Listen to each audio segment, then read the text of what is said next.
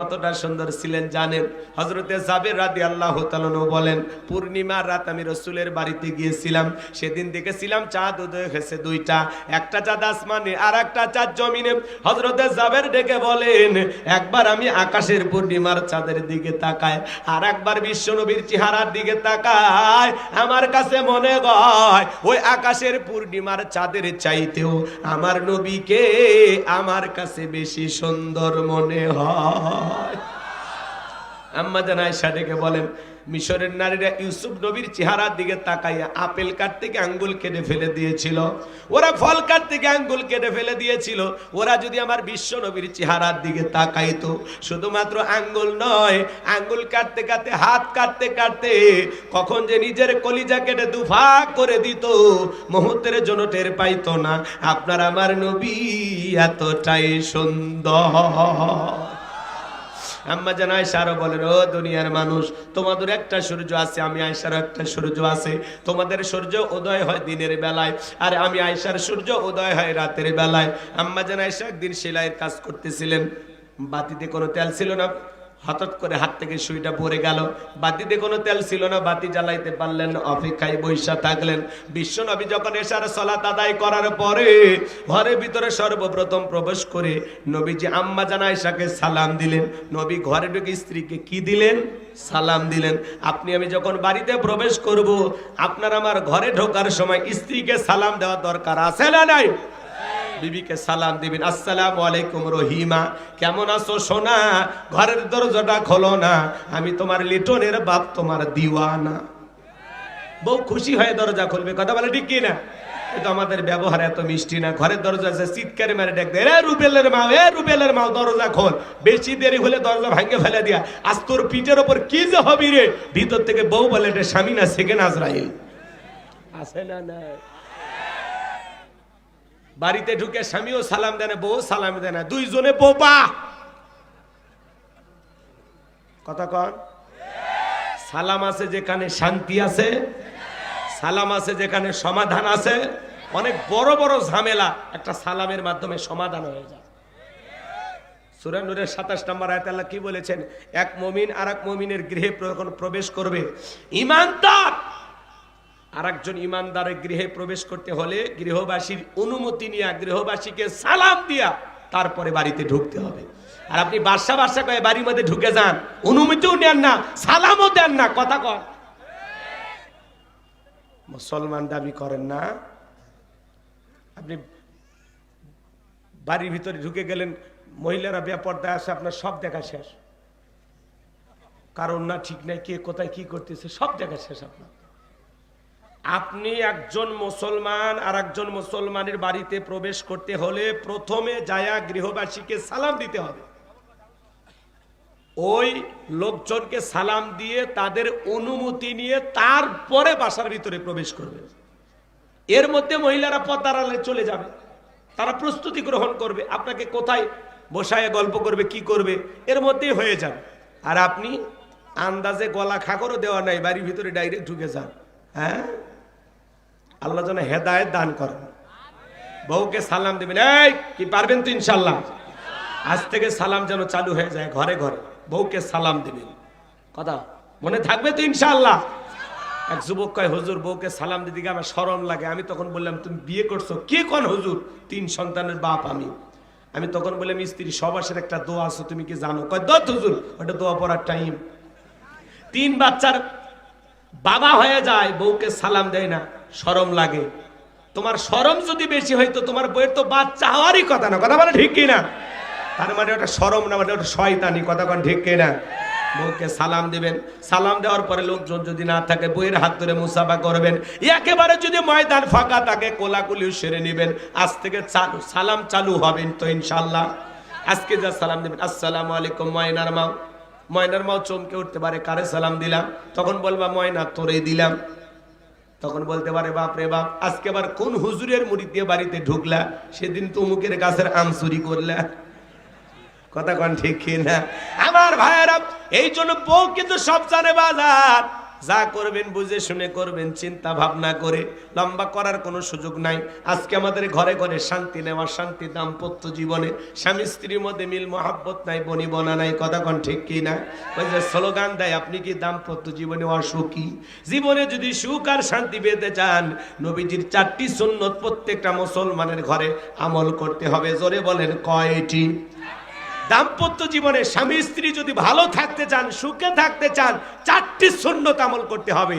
এই 4টি সুন্নত যদি স্বামী স্ত্রী আমল করতে পারে, মৃত্যু পর্যন্ত সম্পর্ক টিকে থাকার গ্যারান্টি। কথা কয় না কেন? জীবনে কোনোদিনও অশান্তি হবে না। কয়টা সুন্নত? কি সে 4টি সুন্নত শুনবেন? কারা কারা হাত তোলেন তো বাজান? লিল্লাহি তাকবীর। ঠিক আছে, এখনই যদি আমি সুন্নতগুলো আলোচনা করি, আলোচনা এলোমেলো হয়ে যাবে। একটু মনে করায় দেবেন শেষের দিকে। ধৈর্য থাকলে, আপনাদের সময় থাকলে আমরা বলবো ইনশাআল্লাহ। এদিকে মনোযোগ দিয়ে কথাগুলো শুনে যান বাজান। আম্মা জান আয়েশা ডেকে বলেন, নবীজি যখন সালাম দিয়ে ঘরের ভিতরে প্রবেশ করলেন, নবীজির চেহারার আলোতে সুইটা কই পড়ে আছে আমি পরিষ্কার দেখতে পেয়েছি। বলুন সুবহানাল্লাহ। কেমন নবী পাইছি বাজান, নবীর সম্মান মর্যাদা কত জানেন? এক জায়গায় ওয়াজ করলাম, ভাই বলেন তো আমাদের নবীর নাম কি? বলে আব্দুল কাদের জিলানী।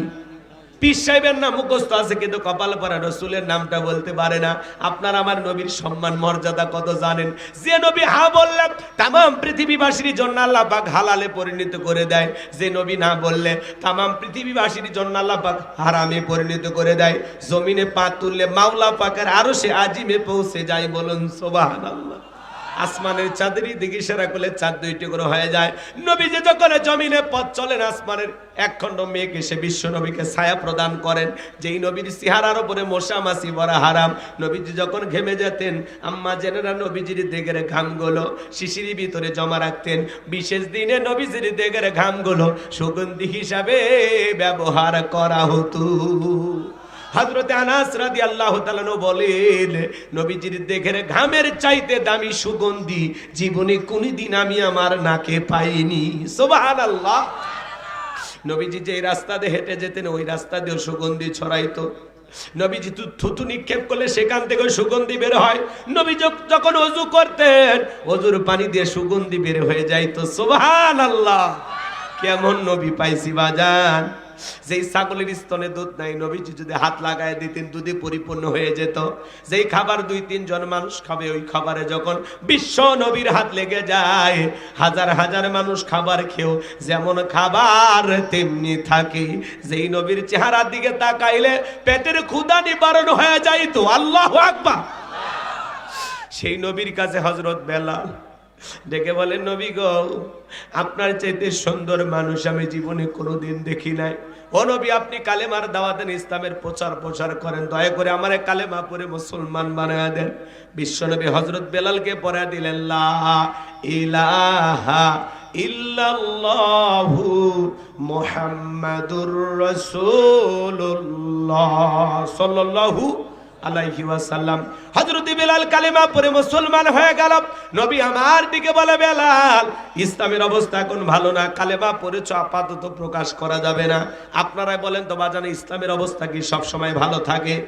আজও তামাম পৃথিবীর দিকে তাকায় দেখেন, তামাম পৃথিবীর জালেম আর বেঈমানরা ঐক্যবদ্ধ হয়েছে ইসলাম আর মুসলমানকে মুছে ফেলার জন্য। কথা বলে ঠিক কি না? আজও তামাম পৃথিবীর জালেমেরা মুসলমানের রক্ত নিয়ে খেলা করে। আজও ফিলিস্তিনি জমিন মুসলমানের রক্ত ঝরে, আজও কাশ্মীরে মুসলমানের রক্ত ঝরে, চীনের উইঘুরে মুসলমানদেরকে হত্যা করা হয়, মসজিদগুলো ভেঙে দেওয়া হয়। আজও ভারতে গরুর গোশত খাওয়ার অপরাধে মুসলমানকে হত্যা করা হয়। আজও যেখানে মুসলমান সেখানে নির্যাতন জুলুম আছে না নাই?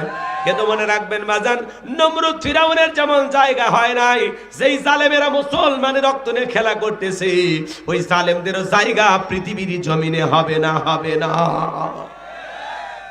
তামাম পৃথিবীর জালেমেরা, সাদা চামড়ার দলেরা ঐক্যবদ্ধ হয়েছে ইসলাম আর মুসলমানকে মুছে ফেলবে। কিন্তু ওরা তো জানে না ইসলামের সুইচ কার হাতে। একটু আর আস্তে কর, কার হাতে? আমার আল্লাহ ডেকে বলেন, ইউরিদুনা লিতুফিউ নূরাল্লাহি বিআফওয়াহিহিম আল্লাহু মুতিম্মু নূরিহি ওয়ালাউ কারিহাল কাফিরুন।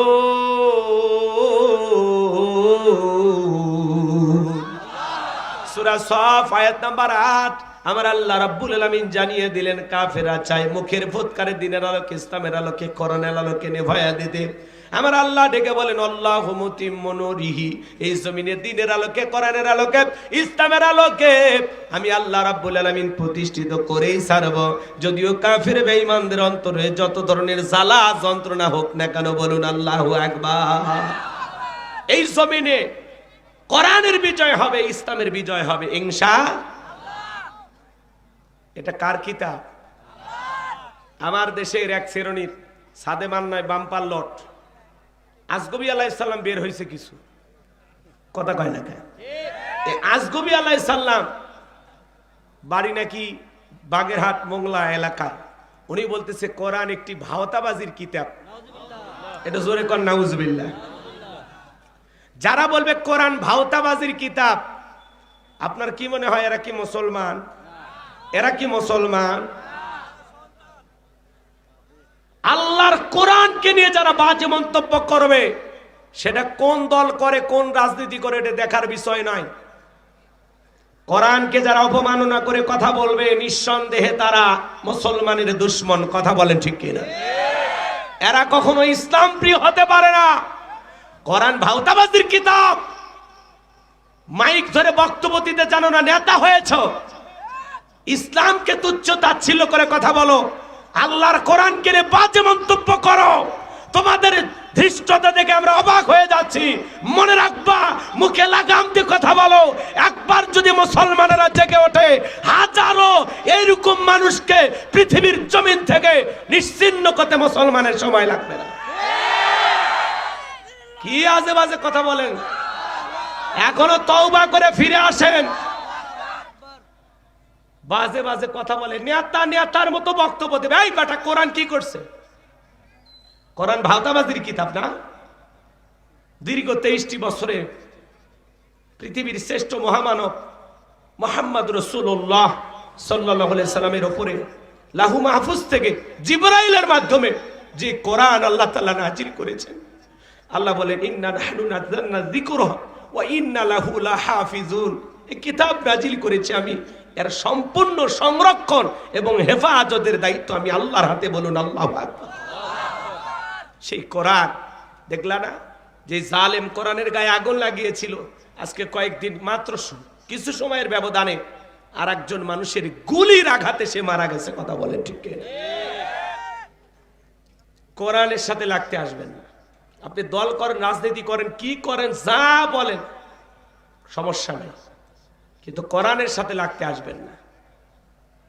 আমাদের ইসলামকে অপমান করবেন, কোরআনকে অপমান করবেন, নবীকে অপমান করবেন, আমরা এটা মেনে নেব না। কথা বলেন ঠিক কিনা?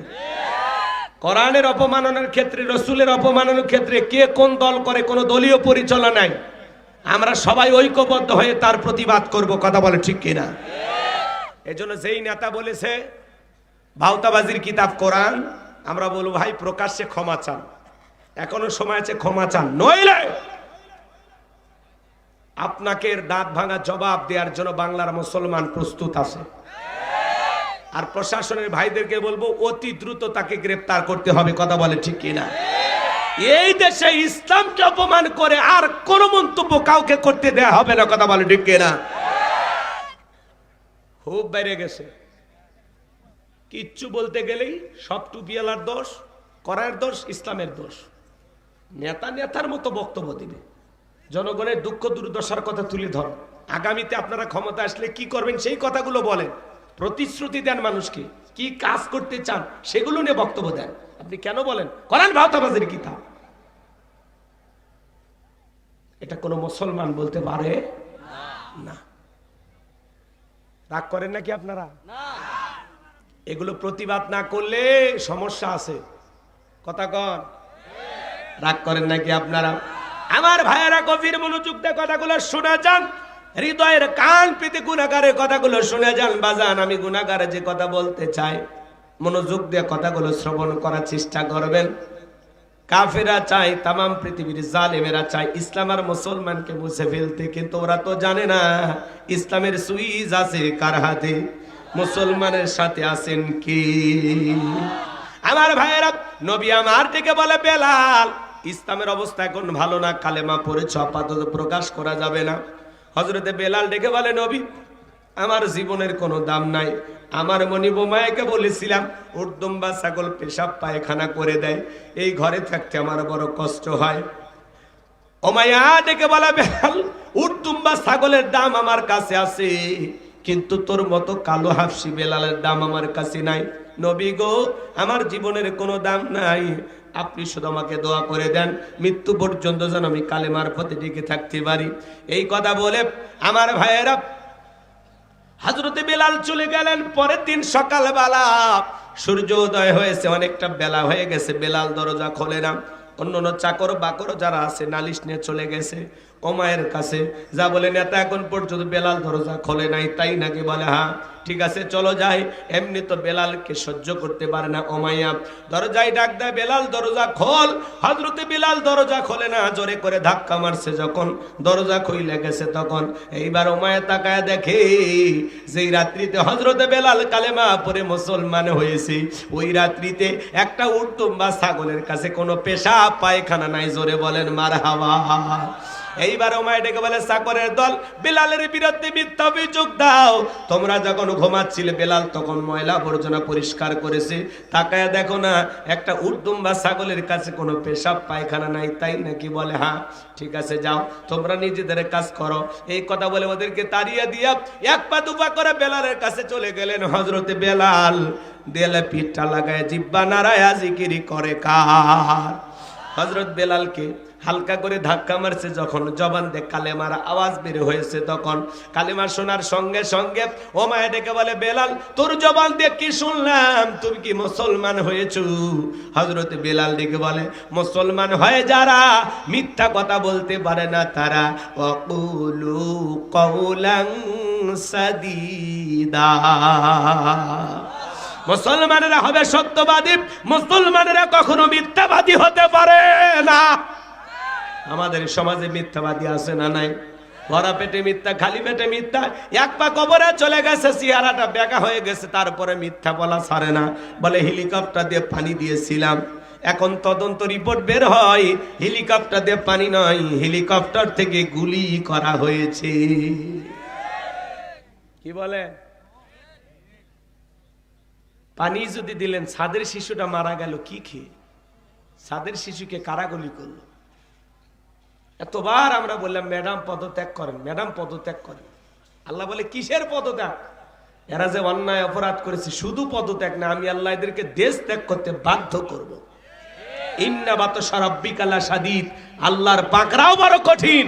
আল্লাহ ধরে ধরে না, যেদিন ধরবে মামু বাড়ি দিল্লি গিয়ে পড়বে। কথা কন ঠিক কিনা? অনেকে আবার এগুলো দুই একটা কথা বলে রাগ করে, কয় হুজুর এগুলো হইছে আমরা তো জানি। আমরা বলতে চাই আপনাদের স্মৃতিশক্তি একটু দুর্বল।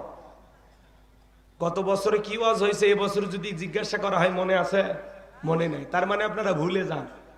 আমরা আদম সন্তান, সব জিনিস আমাদের মনে থাকে না, ভুলে যায়। এজন্য মাঝে মাঝে একটু নাড়া দেওয়া লাগবে, যাতে 16 বছরের সেই জুলুম আর অত্যাচারের কথা আপনারা ভুলে না যান। কথা কন। কি হইতো? পদত্যাগ করে যদি উনি জেলেও যাইতো, কিছুদিন পরে নেতা কর্মীরা ফুলের মালা দিয়ে জেলখানা থেকে বের করে নিয়ে আসতো। ওনার কোটি কোটি অনুসারী ছিল। কথা কন। এভাবে পালিয়ে যাবেন, এটা তো কথা ছিল না। কেন চলে গেলেন? আপনি চলে যাওয়াতে এই দেশে যে পরিমাণে ক্ষতি হয়েছে, ওই 2-3 দিন যে পরিমাণে লুটপাট হয়েছে, বাড়িঘর ভাঙচুর, বিভিন্ন ভাবে অনেক কিছু হয়েছে, আল্লাহর কাছে হিসাব দিতে হবে আপনার। কথা কন না কেন?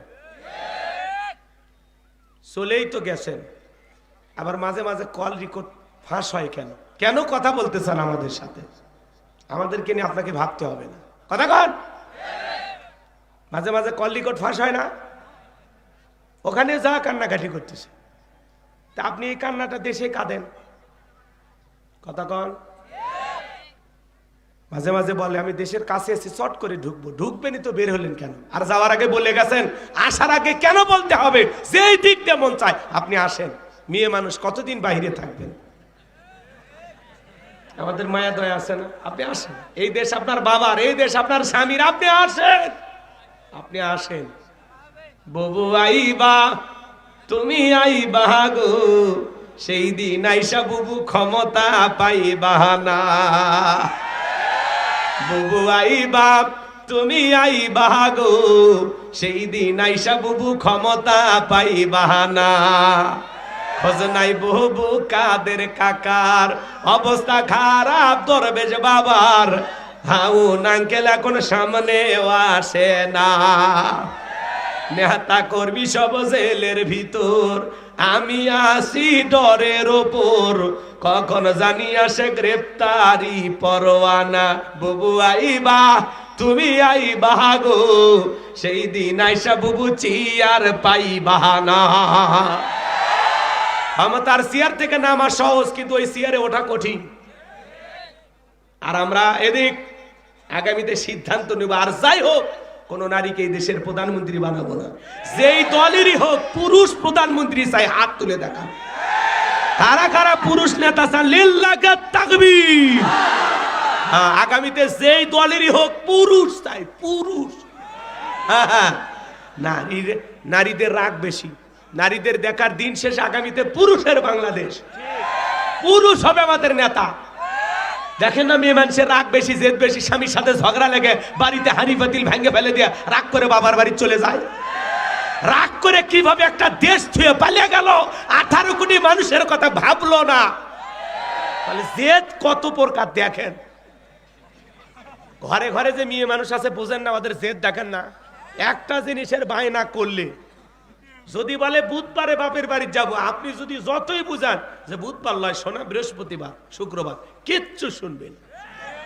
ওই বুধবারই বাড়ি, কথা খায় না কে?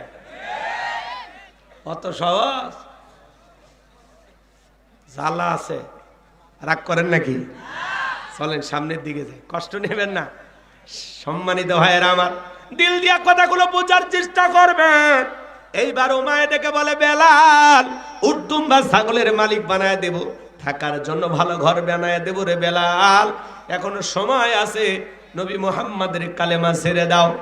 হযরতে বেলাল ডেকে বলে, ওমাইয়া দুনিয়ার কোন পার্থিব সম্পদের বিনিময়ে বেলাল তার ঈমান বিক্রি করবে না। বলুন আল্লাহু আকবার।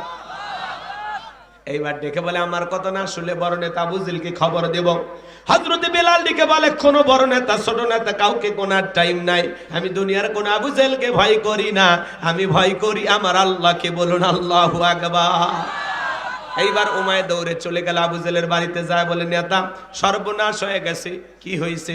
বলে, আমার বাড়ি কি দোদাস বেলাল কালেমা পড়ে মুসলমান হয়েছে, তাই নাকি? বলে, হ্যাঁ। ঠিক আছে, যাও, আমি আসতেছি। আবু জেহেলের একটা বিশেষ বাহিনী ছিল, সাঙ্গ পাঙ্গ ক্যাডার মাস্তান ছিল, যাদের কাজই হলো মুসলমানদের উপর নির্যাতন জুলুম চালানো। আজও জালেমদের বিশেষ একটা বাহিনী আছে, যাদের কাজই হলো টুপিওয়ালা দাড়িওয়ালা ইমানদার আলেম ওলামাদের উপর নির্যাতন জুলুম চালানো। কথা বলেন ঠিক কিনা? আবু জেহেল এত বড় বদমাইশ ছিল জানেন? হযরতে আম্মার রাদিয়াল্লাহু তাআলা রাস্তা দিয়ে হেঁটে যান তার মা সুমাইয়ার সাথে। আবু জেহেল বদমাইশের সাথে দেখা। আবু জেহেল দেখে বলে, আম্মার শুনলাম তুমি আর তোমার মা নাকি কালেমা পড়ে মুসলমান হয়েছো। হযরতে আম্মার ডেকে বলে, আবু জেহেল যা শুনেছো সত্য, আমরা মুসলমান হয়েছি। আবু জেহেল ডেকে বলে, আম্মার তুমি তো জানো এর পরিণতি কত ভয়ঙ্কর হতে পারে। হযরতে আম্মা ডেকে বলে, আবু জেহেল রে, ভয় দেখায় লাভ নাই, ঈমানের জন্য আমরা জীবন দিতে প্রস্তুত। আল্লাহু আকবার। এইবার আবু জেহেল কি করলো জানেন? তার মা সুমাইয়া এবং হযরতে আম্মারকে দুইটা খুঁটির সাথে বাঁধলেন।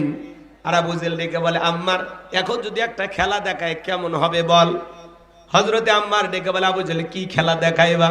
বলে, তোর চোখের সামনে যদি তোর মাকে আমি উলঙ্গ করি, বল তো কেমন হবে? এখনো সময় আছে, নবী মুহাম্মাদের কালেমা ছেড়ে দাও। হযরতে সুমাইয়া ডেকে বলে, আম্মা বেঈমানদের কথা ঈমান ছাড়বি না। আবু জেহেল দৌড়ে চলে গেল সুমাইয়ার কাছে, আঘাত করতে করতে এক টান দিয়ে সুমাইয়ার দেহ থেকে কাপড় খুলে ফেলে দিল।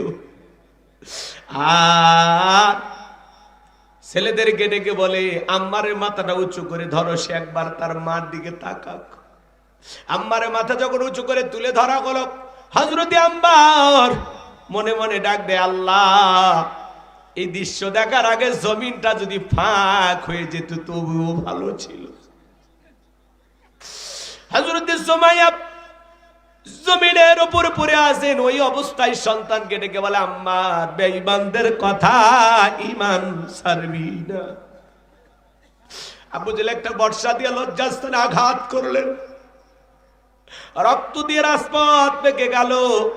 হযরতে সুমাইয়া শাহাদাতের পেয়ালা পান করবেন, ওই অবস্থায় ওই পজিশন থেকে ছেলেকে ডেকে বলে, আম্মার আমি হয়তো এখন শাহাদাতের পেয়ালা পান করতে যাচ্ছি, আমি আমার নাকে জান্নাতের সুঘ্রাণ পাইতেছি, আমি বিদায় নেওয়ার আগে বলে যাই, আম্মা বেঈমানদের কথায় খবরদার কখনো ঈমান ছাড়বি না। আল্লাহ, সাহাবায়ে কিরামদের উপর কত নির্যাতন জুলুম ছিল। ইসলামের প্রথম শহীদ নারী হযরতে সুমাইয়া রাদিয়াল্লাহু তাআলা আনহা জীবন দিয়ে গেলেন।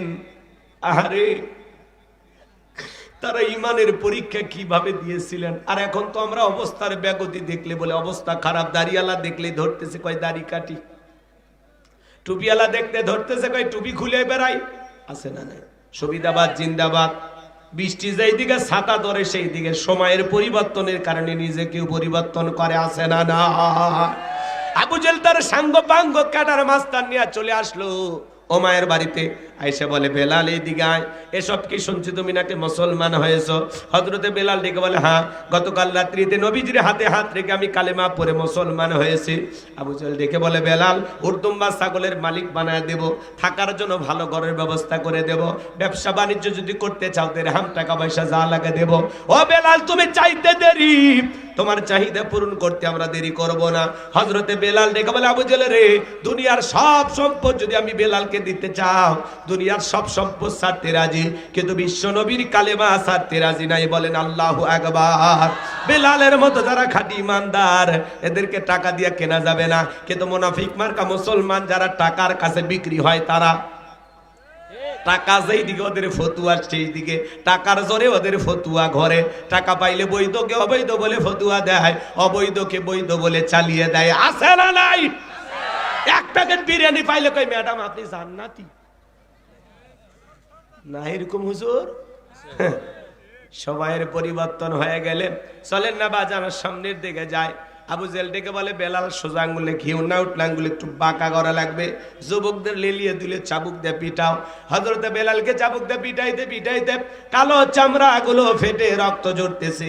ওরা যত জোরে চাবুক মারে, বেলাল তত জোরে আল্লাহর জিকির করে। এবার আবু জেহেল ডেকে বলে, বেলাল চাবুক দিয়ে পিটাইতে পিটাইতে কালো চামড়া গুলো ফেটে রক্ত ঝরতেছে রে বেলাল, তবু কি নবী মুহাম্মাদের কালেমা ছাড়বি না? হযরতে বেলাল দিকে বলে, আবু জেহেল রে, মারতে মারতে যদি মেরেও ফেলে দাও, জীবনটা দিতে রাজি, নবীজির কালেমা ছাড়তে রাজি না।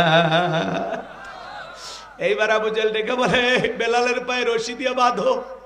হযরতে বেলাল পায়ে রশি দিয়ে বাঁধা গুলো উটের পায়ের সঙ্গে লাগাইয়া আরবের উত্তপ্ত গরম বালিতে ছেঁচড়াইয়া ছেঁচড়ে ঘোড়াগুলো বাজার। আরবের বালিগুলো এত গরম, চাল দিলে মুড়ি হয়ে যায়। বাবলা গাছের কাটাগুলো জিব্বার ভিতরে পেরেকের মতো মারা গেল। বিকেল বেলা নিয়ে এসে বলে, বেলাল চাবুক দিয়ে পিটাইলাম, পায়ে রশি লাগাইয়া নিয়ে ঘুরলাম রে বেলাল, তারপরে কি নবী মুহাম্মাদের কালেমা ছাড়বি না?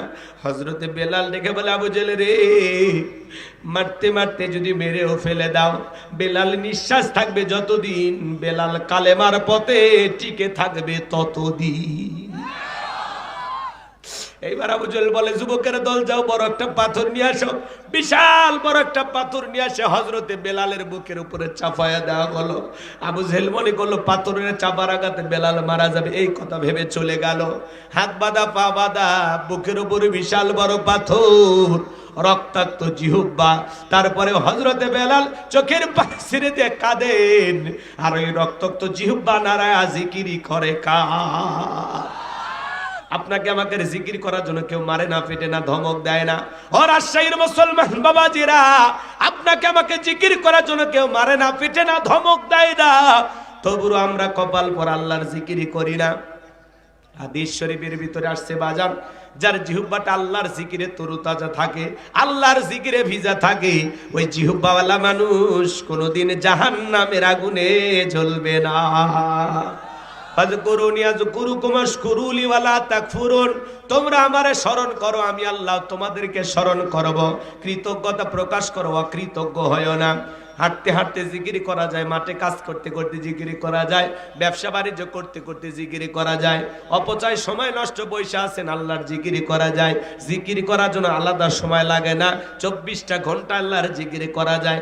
যখন একটু সুযোগ পাবেন জবান দিয়ে বলবেন সুবহানাল্লাহ, আলহামদুলিল্লাহ, আল্লাহু আকবার, লা ইলাহা ইল্লাল্লাহ, সুবহানাল্লাহি বিহামদিহি, সুবহানাল্লাহিল আযীম। পারবো তো ইনশাআল্লাহ? কি খুব বেশি ভারী লাগে? কি খুব বেশি ভারী? হালকা না, জবানে হালকা, কিন্তু মিজানের পাল্লায় ওজনটা অনেক বেশি। সুবহানাল্লাহ। আল্লাহ যেন আমাদের সব সময় মালিককে ডাকা তৌফিক দেন। হযরতে বেলাল রক্তাক্ত জিহ্বানে আল্লাহর জিকির করে, চোখের পানি ছেড়ে দিয়ে কাঁদেন আর ডেকে বলে আল্লাহ।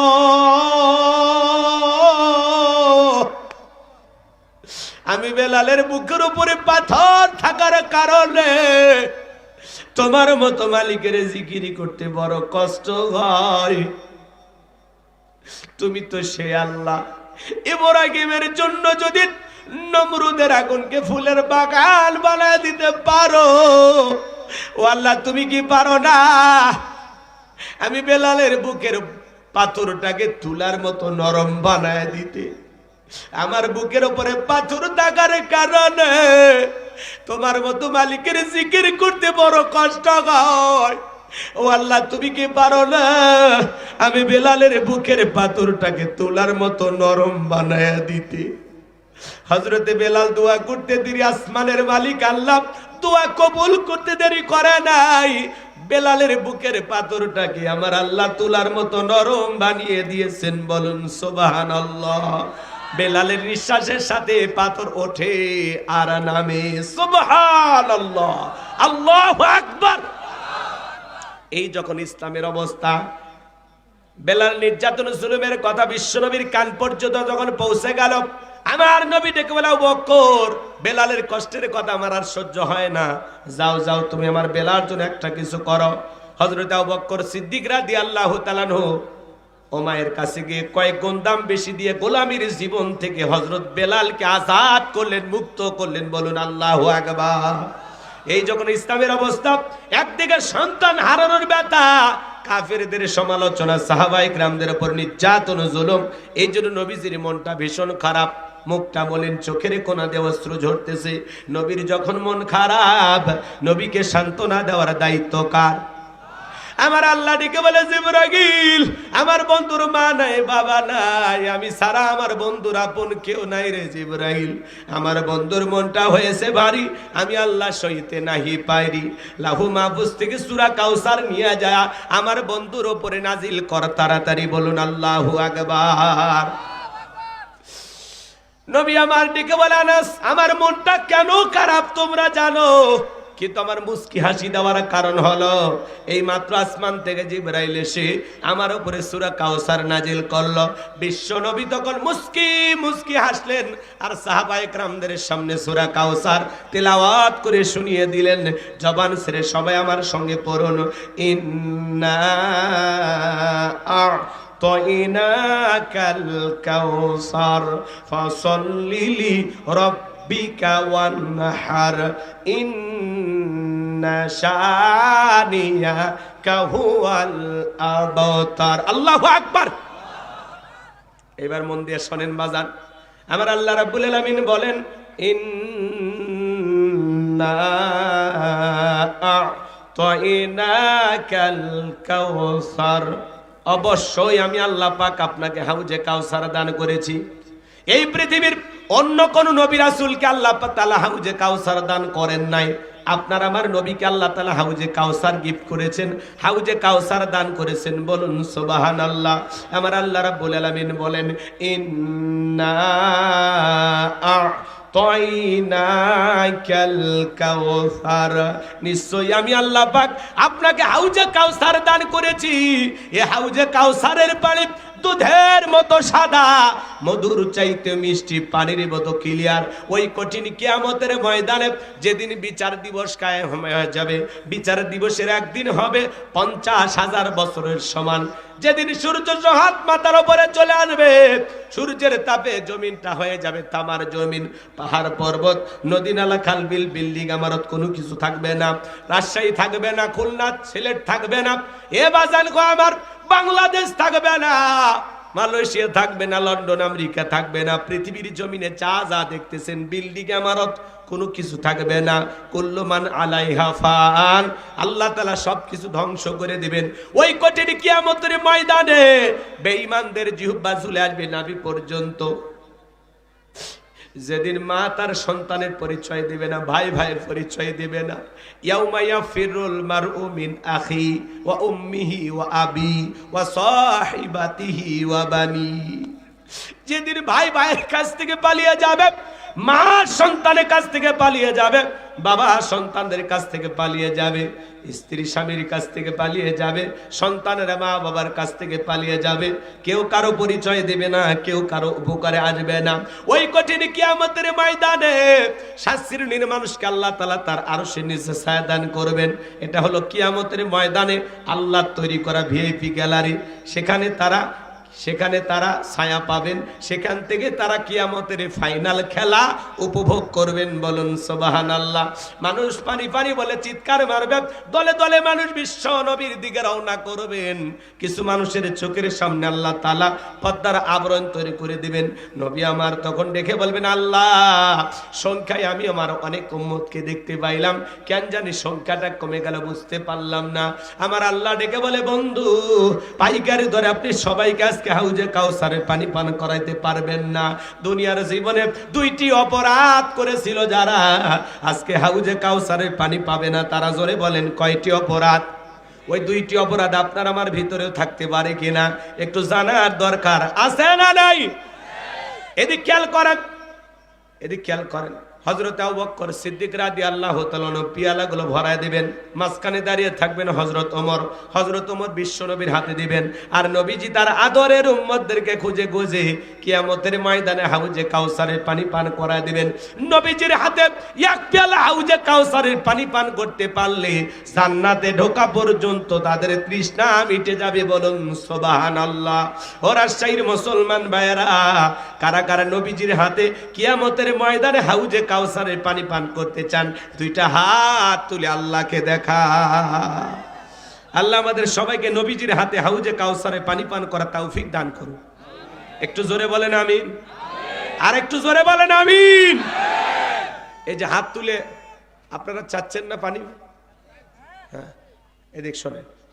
অনেকে যাদের লাগবে না ওরা কিন্তু চলে যাচ্ছে 2-4 জন, সমস্যা নেই, আমাদের কোনো টেনশন নাই। আমার এদিকে খেয়াল করেন, খুব মনোযোগ দিয়ে কথাগুলো শোনেন। বিশ্ব নবীর হাতে এক পেয়ালা হাউজে কাউসারের পানি। নবী আমার পিয়ালা নিয়ে দাঁড়িয়ে আছেন, আপনি আমি যাব নবীজিকে দেখব, আর নবীজির হাতে সুবহানাল্লাহ সুবহানাল্লাহ, নবীজির হাতে এক পেয়ালা হাউজে কাউসারের পানি যদি আপনি পান করতে পারেন, জান্নাতে ঢোকা পর্যন্ত আপনার তৃষ্ণা লাগবে না, তৃষ্ণা মিটে যাবে। বলুন সুবহানাল্লাহ। এখন পানি চাইলেই তো আর খাওয়া যাবে না। আমি আপনাদের এলাকা আসলাম, একটা ছেলের হাতে কিছু চকলেট দিলাম, দিয়ে বললাম ভাতিজা আমার জন্য এক বাদা পানি নিয়ে আসো, একটু উজু বানাবো। ছেলেটা চকলেট পাই মারছে দেউ, মাঝখানে আসার খাইয়ে পড়ে গেছে, হাঁটু ছিলে গেছে, রক্ত বেরোচ্ছে। আমি তখন বললাম, বাবা পানিটা আনতে গিয়ে তোমার কষ্ট হয়েছে, মাঝপথে আসার খাইছো, ব্যথা পাইছো, হাঁটু ছিলে গেছে, রক্ত মনে হয় বেরোচ্ছে। ওই ছেলেটার চকলেট থাকার কারণে বলতেছে, আমি এরকম কত পরে যাই, আমার কিছুই হয় না। কথা বলে না কেন? ওই ছেলেটার চকলেটের আনন্দের কারণে ব্যথাকে ব্যথা মনে হচ্ছে না। কিয়ামতের ময়দানের ওই কঠিন ভয়ঙ্কর দিনে নবীজির হাতে এক পেলা হাউজে কাউসারের পানি যদি পান করতে চান, কিয়ামতের কঠিন দিন আপনার কাছে কঠিন মনে হবে না, আল্লাহ সহজ করে দেবেন। আল্লাহর আরশের নিচে ছায়া আর রসুলের হাতে যদি হাউজে কাউসারের পানি, এই 2টা যদি আল্লাহ তাআলা আপনার আমার তকদিরের নসিবে জোটায়া দেয়, আপনি আমি জান্নাতি, আপনার আপনার আমার আর কোনো টেনশনই নাই। সুবহানাল্লাহ বলবেন না? এবার শোনেন, পানি চাইলে তো পাওয়া যাবে না, একটু কাজ করা লাগবে। হাউজে কাউসারে পানি চাইলে কি পাওয়া যাবে? কি কাজ করা লাগবে একটু জানার দরকার নাই? অত সহজ? ঠান্ডা পানিতে উযু বানায় সালাত আদায় করতে হবে। পুরাতন মুসল্লি যারা নিয়মিত সালাত আদায় করে, হঠাৎ করে কোনো মুসল্লি যদি নামাজ ধরা শুরু করে, ওরে দেখে সমালোচনা করে, আর সূর্য কোন দিক উঠছে, উত্তর পাড়া বাসা দিকে মসজিদে নামাজ পড়বি না আবার 2 দিন পরে ছাইড়ে দিবি, এরকম বলে কিনা ভাই? হাসি তামাশা করে। এই চাচা মিয়া, আপনার এই কথা শুনে ওই লোকটা যদি জোহরের সালাত আদায় করার পরে আসর থেকে না আসে, আল্লাহর কাছে কি জবাব দিবেন বলেন? ও 2 ওয়াক্ত পড়বে না 2 দিন পড়বে, ওটা ওর ব্যাপার। আপনি কেন বলেন নতুন নতুন মুসল্লি আমদানি, নামাজ পড়বে না 2 দিন পরে ছাইড়ে দিবে? মসজিদের মানে সিসি ক্যামেরা, কে আসে কে যায় খবর রাখে। কথা বলেন। আমরা ঘৃণা ছড়াবো না, আমরা ভালোবাসা ছড়াবো। একজন হঠাৎ করে নামাজ ধরছে, দেখে ভালো লাগলে বলেন, ভাতিজা তুমি মসজিদে আসছো দেখে দিলটা ভরে গেছে, আল্লাহর কাছে দোয়া করি আল্লাহ যেন মৃত্যু পর্যন্ত তোমাকে মসজিদে এসে সালাত আদায় করার তৌফিক দান করে। আপনি দোয়া করেন, ভালোবাসা দেন। আসরের নামাজ পড়ে বাজারে নিয়ে এসে 1 কাপ চা খাওয়ায় দেন। কথা কন। আর আপনি সমালোচনা করেন, নামাজ পড়বি না আল্লাহর সাথে তামাশা করবি। কথা কয় না? যুবক বেশি দাড়ি রাখছে, এটা সমালোচনা। এই বয়সে দাড়ি রাখলি, বুড়ের ভাব ধরলি, দাড়ি রেখে বউ নিয়ে ঘুরতে গেছে, ভাবি আসসালামু আলাইকুম, সাথে চাচার খবর কি? বউ বাড়িতে এসে রাগ করে, তোমার সাথে বাহিরে যাওয়া যায় না কেন? কয় আমার ডাকে ভাবি আর তোমার ডাকে চাচা। যেই বউ নবীর সুন্নত দাড়িকে মহাব্বত করে না, ভালোবাসে না, ওই বউ আপনাকে 100% ভালোবাসা দিতে পারে না। কথা বল ঠিক কিনা? পৃথিবীর সকল নবী রাসূলদের মুখে দাড়ি ছিল। দাড়ি হলো পুরুষের সৌন্দর্য। মহিলারও দাড়ি নাই, পুরুষেরও দাড়ি নেই, তাহলে মহিলা আর পুরুষ পার্থক্য আছে? কথা কর। দাড়ি ছাড়া পুরুষকে দেখতে পুরুষের মতো লাগে? দাড়ি রাখবেন, কাইটেন না, একটু রেখে দেন, ভালো লাগবে। হ্যাঁ, ভালো লাগবে। এই দাড়িওয়ালা, এই যে পথে ঘাটে দেখেন না দুর্ঘটনায় মানুষ মারা যায়, কথা কয় না? পকেটে টুপিও নাই, মুখে দাড়িও নাই। আল্লাহ না করুক বাস দুর্ঘটনা আপনি মারা গেছেন ঢাকা যাওয়ার পথে, মানুষ তখন কি করবি? লুঙ্গি খুলে দেখবি মাথা কাটানো আছে না নেই। কথা কান ঠিক না? আর একটা টুপিও যদি ব্যবহার করতে পারেন, তাও মানুষ দেখে বুঝবে এটা মুসলমানের বাচ্চা, এটা মুসলমানের সন্তান। কথা কান। আর আপনার কি নাই? টুপিও নাই, দাড়িও নাই। মানুষ মরার পরে কাপড় খুলে দেখবি। অতএব বাঁচতে হলে জানতে হবে। কথা কয় না কে? এই যে মাহফিলে আসছেন, অনেকের মাথায় টুপি নাই। চলেন আমার সাথে, চলেন ময়মনসিংহে চলেন, জামালপুর চলেন, ফেনী, নোয়াখালী, কুমিল্লাতে চলেন, একটা শ্রোতার মাথা টুপি ছাড়া পাবেন না। তারা এত আদব নিয়ে মাহফিলে আসে। আর আমার দেশের এই উত্তরবঙ্গের শ্রোতা এমনও জায়গা আছে, বিড়ি টানতে টানতে ওই মনে ফেলে দিয়ে আস্তে করে বসে, আবার মাহফিল শেষ আর একটা টানতে টানতে বাড়ি যায়। কথা কয় না? মানে এতক্ষণ মানে বিড়ির ফজিলতের ওয়াজি হুজুর করছে। রাগ করেন না, খারাপ লাগে নাকি আপনাদের? ওয়াজ কি চলবে? হাউজে কাউসার, এদিক হাউজে কাউসারে পানি পান করতে গেলে কাজ করতে হবে 2টি। জোরে বলেন কয়টি? 2টা আঙ্গুল তুলে বলেন তো কয়টি? 2টি। আর জোরে জোরে বলো না। মাশাআল্লাহ, আওয়াজ আছে কিন্তু খাঁটি শ্রোতারা এখনো আছে। নির্ভেজাল মানুষ যারা, তারা শেষ পর্যন্ত থাকে। এই 3টা আয়াত 30 মিনিট শেষ হয়ে যাবে ইনশাআল্লাহ। আল্লাহ কবুল করে, জোরে বলেন আমিন। তারপরে যারা চলে যাচ্ছেন, যদি পারেন আমার গাড়ি ড্রাইভারের কাছে আমার লেখা একটা বই আছে, শেষ বিদায়। মৃত মানুষকে নবীজির তরিকায় কিভাবে বিদায় করতে হবে, জান্নাত জাহান্নাম সম্পর্কে আলোচনা দেয়া আছে। মৃত ব্যক্তিকে চুমা খাওয়া জায়েজ না হারাম? আত্মহত্যা করে মারা গেলে তার জানাজায় যাওয়া যাবে কিনা? মৃত ব্যক্তিকে নিয়ে অনেক প্রশ্ন আমাদের জানা থাকে, কিন্তু আলেমদের কাছে প্রশ্ন করে অনেক সময় অনেক জায়গায় উত্তর মেলে না। বইটার ভিতরে উত্তর দেওয়া আছে, অনেক বিষয় নিয়ে আলোচনা দেওয়া আছে, প্রত্যেকটা কথার দলিল আছে। যদি পারেন আপনারা নিয়ে যাবেন ইনশাআল্লাহ। 76 পৃষ্ঠার বইটা, বিশেষ কিছু দোয়া আছে, 2টা গজল আছে, আমার মাদ্রাসার ঠিকানা, মোবাইল নাম্বার সব দেওয়া আছে। 50 টাকা হাদিয়া দিয়ে যদি পারেন যারা যাচ্ছেন নিয়ে যাবেন ইনশাআল্লাহ। আর যারা আছেন একটু অপেক্ষা করেন। কষ্ট হচ্ছে? এগুলো যুবকেরা কেনে না, ওরা কেনে উপন্যাস। প্রেম কেন কাঁদায়, যৌবনে মৌবনে অভিশাপ্ত রাত, মিলন হবে কতদিনে, তোর মরণের পরে। এগুলো আজে বাজে উপন্যাস কিলে যুবকদের চরিত্র নষ্ট হয়ে যাবে। কথা বলে ঠিক কিনা? আল্লাহ যুবকদের হেদায়েত দান করুক, জোরে বলেন আমিন। যুবকদেরকে একটু পরে সাইজ করতেছি, একটু পরে। এরা খুব খুব বাইরে গেছে। মানে কি কয়, চাচা বাড়ি ঘর কেন সাজানো, চাচা হেনা কোথায়? কি যে একটা ফাউল ডায়লগ এরা ভাইরাল করে, অবাক হয়ে যায় আমরা যুবকদের কাহিনী দেখে অবাক হয়ে যায়। কয় চাচা বাড়ি ঘর কেন সাজানো, হেনা কোথায়? হেনা শ্বশুর বাড়িতে গেছে, তোর সমস্যা? তুমি তো হেনার যোগ্য না। মনে রাখবা, হেনা টিনা আমিনা এগুলোর পিছনে ছুটে লাভ নাই। নিজের যোগ্য হও, নিজেকে প্রতিষ্ঠিত করো, ভালো মানুষ হও। হাজারো হেনার বাবা তোমার বাড়িতে লাইন দেবে। কথা বলে ঠিক কিনা? আর এগুলো আউল ফাউল সময় যদি নষ্ট করো, এরকম হেনারা শেখা দেবে, আর তখন গান খাবি, আছে না, গান টান গাবি, গাঁজা টাজা খাবি, রাস্তাঘাটে ঘুরবি, মাতলামি করবি, আর বলবি আজও প্রতি রাত জেগে থাকি হেনাকে পাওয়ার আশায়। হেনা কাছে নাই তাই দুটি চোখে ঘুম নেই নাকি? আল্লাহ যেন যুবকদের হেদায়েত দান করো। এদেরকে একটু পরে সাইজ করতেছে, রাগ করেন নাকি আপনারা? আমার ভাইয়েরা গভীর মনোযোগ দিয়ে শোনেন। হাউজে কাউসারের পানি পান করতে গেলে দুইটি কাজ করা হবে বাজান। জোরে বলেন কয়টি কাজ করা লাগবে? আল্লাহ তাআলা সেটা 2 নাম্বার আয়াতে জানিয়ে দিলেন। ফাসল্লিলি রাব্বিকা ওয়ানহার। বলেন বলেন, ফাসল্লিলি রাব্বিকা ওয়ানহার। 1 নাম্বার হলো ফাসল্লিলি রাব্বিকা, রবের উদ্দেশ্যে সালাত। সালাত হবে একমাত্র কার জন্য? আরেকটু জোরে বলেন, কার জন্য?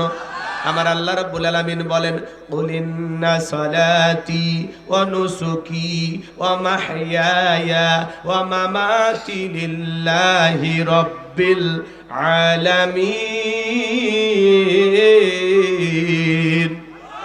সূরা আনআম আয়াত নাম্বার 162। আমার আল্লাহ রাব্বুল আলামিন জানিয়ে দিলেন, নবীজি আপনি বলুন, আমার নামাজ, আমার কুরবানি, আমার জীবন, আমার মরণ লিল্লাহি রাব্বিল আলামিন, আসমান জমিনের প্রতিপালকের জন্য। তাহলে মুমিন জীবনের সব ইবাদত হবে একমাত্র কার জন্য? ফাসল্লিলি রাব্বিকা, রবের উদ্দেশ্যে সালাত। সালাত হবে কার জন্য? قد أفلح المؤمنون الذين هم في صلاتهم خاشعون। অবশ্যই মুমিনেরা সফল যারা নিজেদের সালাত বিনয়ের সহিত, নম্রতার সহিত, আল্লাহর ভয় নিয়ে আদায় করে। আল্লাহর ভয়ে যারা 5 ওয়াক্ত সালাত আদায় করবে, আমার আল্লাহ রাব্বুল আলামিন ডেকে বলেন, ফালিয়াবুদু রাব্ব হাযাল বাইত আল্লাযী আত'আমাহুম মিন জু' ওয়া আমানাহুম মিন খাউফ। আল্লাহ তাআলা ডেকে বলেন, এই ঘরের মালিকের ইবাদত করো। ফালিয়াবুদু রাব্ব হাযাল বাইত, এই ঘরের মালিকের ইবাদত করো। ইবাদত যদি ইবাদতের মতো হয়, বান্দা 5 ওয়াক্ত সালাতে মাথা নত করে আমি আল্লাহকে যদি সিজদা দিতে পারো, নামাজ যদি নামাজের মতো হয়, আমি আল্লাহ তোমাদেরকে 2টা জিনিস দেব। 1 নাম্বার, যে বান্দা 5 ওয়াক্ত সালাতে মাথা নত করে আমি আল্লাহকে সিজদা দেবে, 1 নাম্বার আমি আল্লাহ রাব্বুল আলামিন ওই বান্দার রিজেকের ব্যবস্থা করব। বলুন সুবহানাল্লাহ। রিজেক দেওয়ার মালিক কে? ওয়া মা মিন দাব্বাতিন ফিল আরদি ইল্লা আলাল্লাহি রিজকুহা। আল্লাহ বলেন, পৃথিবীতে এমন কোন বিচরণশীল প্রাণী নাই যার রিজেকের ব্যবস্থা আমি আল্লাহ আসমান থেকে করি না। আটলান্টিক মহাসমুদ্রে 33,000 ফিট গভীর অতল পানি নিচে থাকা ছোট্ট একটা প্রাণী, তার রিজেকের ব্যবস্থাও আমি আল্লাহ আসমান থেকে করি। বলুন সুবহানাল্লাহ। তাহলে নামাজের মতো আদায় করলে সেই বান্দাকে আল্লাহ না খাওয়ায় রাখবে না। 1 নাম্বার আল্লাহ রিজেক দেবে। বলেন তো রিজেক দেওয়ার মালিক কে? বলেন রিজেক দেওয়ার মালিক কে? উত্তর পাড়া রাজ্জাক না, ওইটা আব্দুর রাজ্জাক, ওইটা দাস গোলাম বান্দা। রাজ্জাক কে? জোরে বলেন, রাজ্জাক কে? 1 নাম্বার আল্লাহ বলে, যে বান্দা নিয়মিত সালাত আদায় করবে, আমার কুদরতি কদমে মাথা নত করবে, আমি আল্লাহ 1 নাম্বার তার রিজেকের ব্যবস্থা করব। আর 2 নাম্বার, ওয়া আমানাহুম মিন খাউফ, সকল ভয় থেকে আমি আল্লাহ তাকে নিরাপত্তা দেব। আমাদের ভয় আছে না নাই? 2 লাখ টাকা নিয়ে কানোর বাজার থেকে শঙ্করপুরে আসবেন, রাত 2টা পার হয়ে গেছে, মনে মনে ভাবতেছেন আল্লাহ টাকা নিয়ে বাড়ি পর্যন্ত যাইতে পারবো নাকি ছিনতাইকারী কবলে পড়ে টাকা যান 2টা হারাবো, ভয় আছে না নাই? মেয়েটা কলেজে গেল, একা একা ফিরবে নাকি জামাই সাথী নিয়ে ফিরবে, ভয় আছে না নাই? আজকে চুরি ছিনতাই ডাকাতির ভয় আছে না নাই? এদিকে এদিকে ছেলে কি হয়েছে? 12:30 পার হয়েছে, এত অস্থির হয় না, বসেন বসেন। না আপনাদের যেতে হবে না, যারা যাবে তারা যাবে। খারাপ লাগে? শোনেন, আমাদের সমাজে বলেন তো আমাদের কি নিরাপত্তা আছে? নিরাপত্তা নেই। আল্লাহ তাআলা বলতেছে যদি নামাজের মতো আদায় করে, 1 নাম্বার রিজেক্ট, আর 2 নাম্বার হলো সকল ভয় থেকে নিরাপত্তা দেব। আজকে সমাজে চুরির ভয়, দুর্নীতির ভয়, টেন্ডারবাজির ভয়, চাঁদাবাজির ভয় আছে না নাই? আজকে বাংলাদেশে মসজিদ থেকে স্যান্ডেল চুরি হয়ে যায়, হয় না বাজান? হয় না? যে মাইকে আজান হয় ওই মাইক পর্যন্ত চুরি হয়ে যায়। কথা কর। 53 বছর প্রত্যেকবার প্রধানমন্ত্রী হয়েছে কে? মুসলমান। নামাজের ন্যূনতম বিল বাংলার পার্লামেন্টে কোন নেতা পাস করেনি। আল্লাহর একটা আইন এই জমিনে কেউ চালু করবে। কথা বলেন না কেন আপনারা? কে চালু করবে? কথা আছে, সরিষাই তো ভূত। এখন উচিত কথা যদি কই, পিঠের ওপর দেয়া যাবি মই, এ আনন্দে কিছু লোক কিনে খাবে বগুড়ার স্পেশাল দই। যত 10 নন্দ ঘোষ, 70টা বললে 10, করলে অন্যায়ের প্রতিবাদ, নামটা হবে তোমার মৌলবাদ, নামটা হবে তোমার জঙ্গিবাদ। 1500 বছর আগে আল্লাহ আইন দিয়েছেন কোরআনুল কারীমের ভিতরে, ওয়াসসারিকু ওয়াসসারিকাতু ফাকতুউ আইদিয়াহুমা জাযাআম বিমা কাসাবা নাকালাম মিনাল্লাহ। সূরা মাইদার 38 নম্বর আয়াতে আল্লাহ 1500 বছর আগে আইন দিয়েছেন, চোর পুরুষ হোক আর নারী হোক, আল্লাহর বিধান, আল্লাহর ফয়সালা, চোরের হাত কেটে দাও। একটা চোরের হাত কেটে বাইতুল মোকাররমের সামনে নিয়ে এসে সোশ্যাল মিডিয়াতে যদি প্রচার করা হতো, বাংলার পার্লামেন্টে আইন পাস করা হলো চুরি করলে হাত কেটে দেওয়া হবে, একটা চোরের হাত কেটে খালি প্রচার করে দেখেন, বাংলাদেশের সব চোরেরা তওবা করে আল্লাহর ওলি হয়ে যাবে। বলে না 1500 বছরের আইন, এগুলো ব্যাকডেট। এই বেটা ব্যাকডেট না আপডেট, খালি ওয়ান টেস্ট, একবার খালি টেস্ট কর, একবার। কথা কয় না কেন? বান্দাকে এদিক, বান্দাকে কোন আইনে সাইজ করা যাবে, কোন নিয়মে বান্দাকে কন্ট্রোল করা যাবে, আল্লাহর চাইতে আমরা বেশি বুঝি। আমরা বলতেছি একবার খালি টেস্ট করে দেখে, একবার।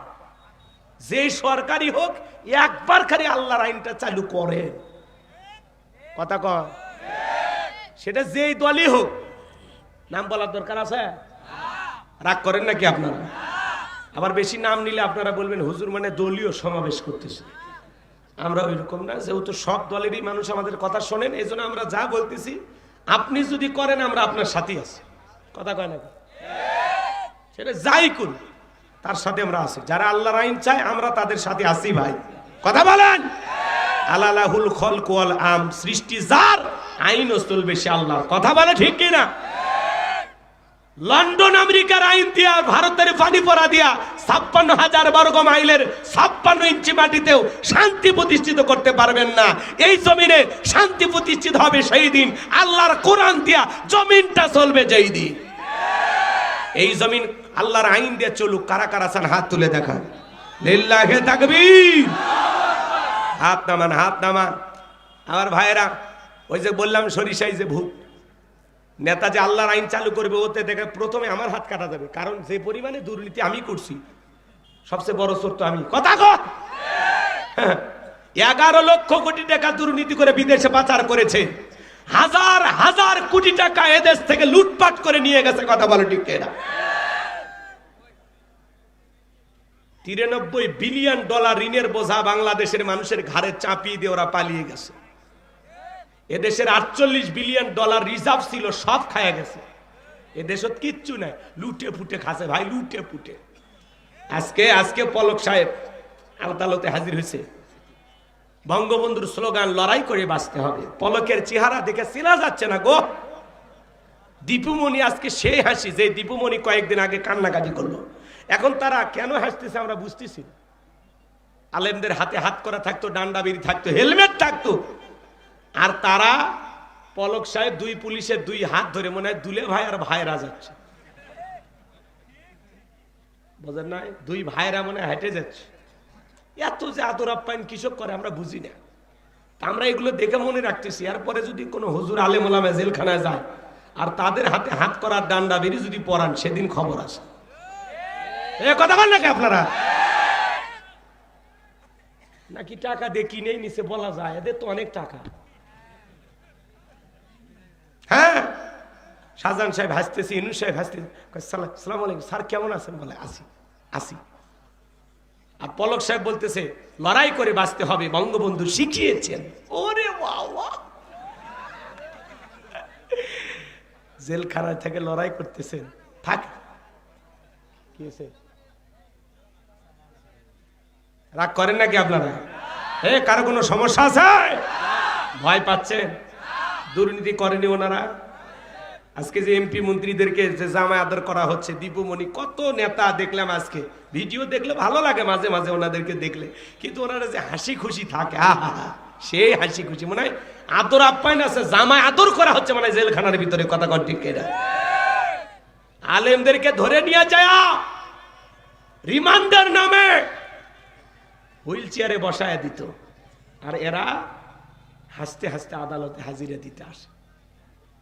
এই যে বৈষম্য আপনারা করতেছেন কেন? ওরা পাওয়ারফুল আর হুজুরেরা নরম না? পরকাল নামের একটা জীবন আপনাদেরও আছে।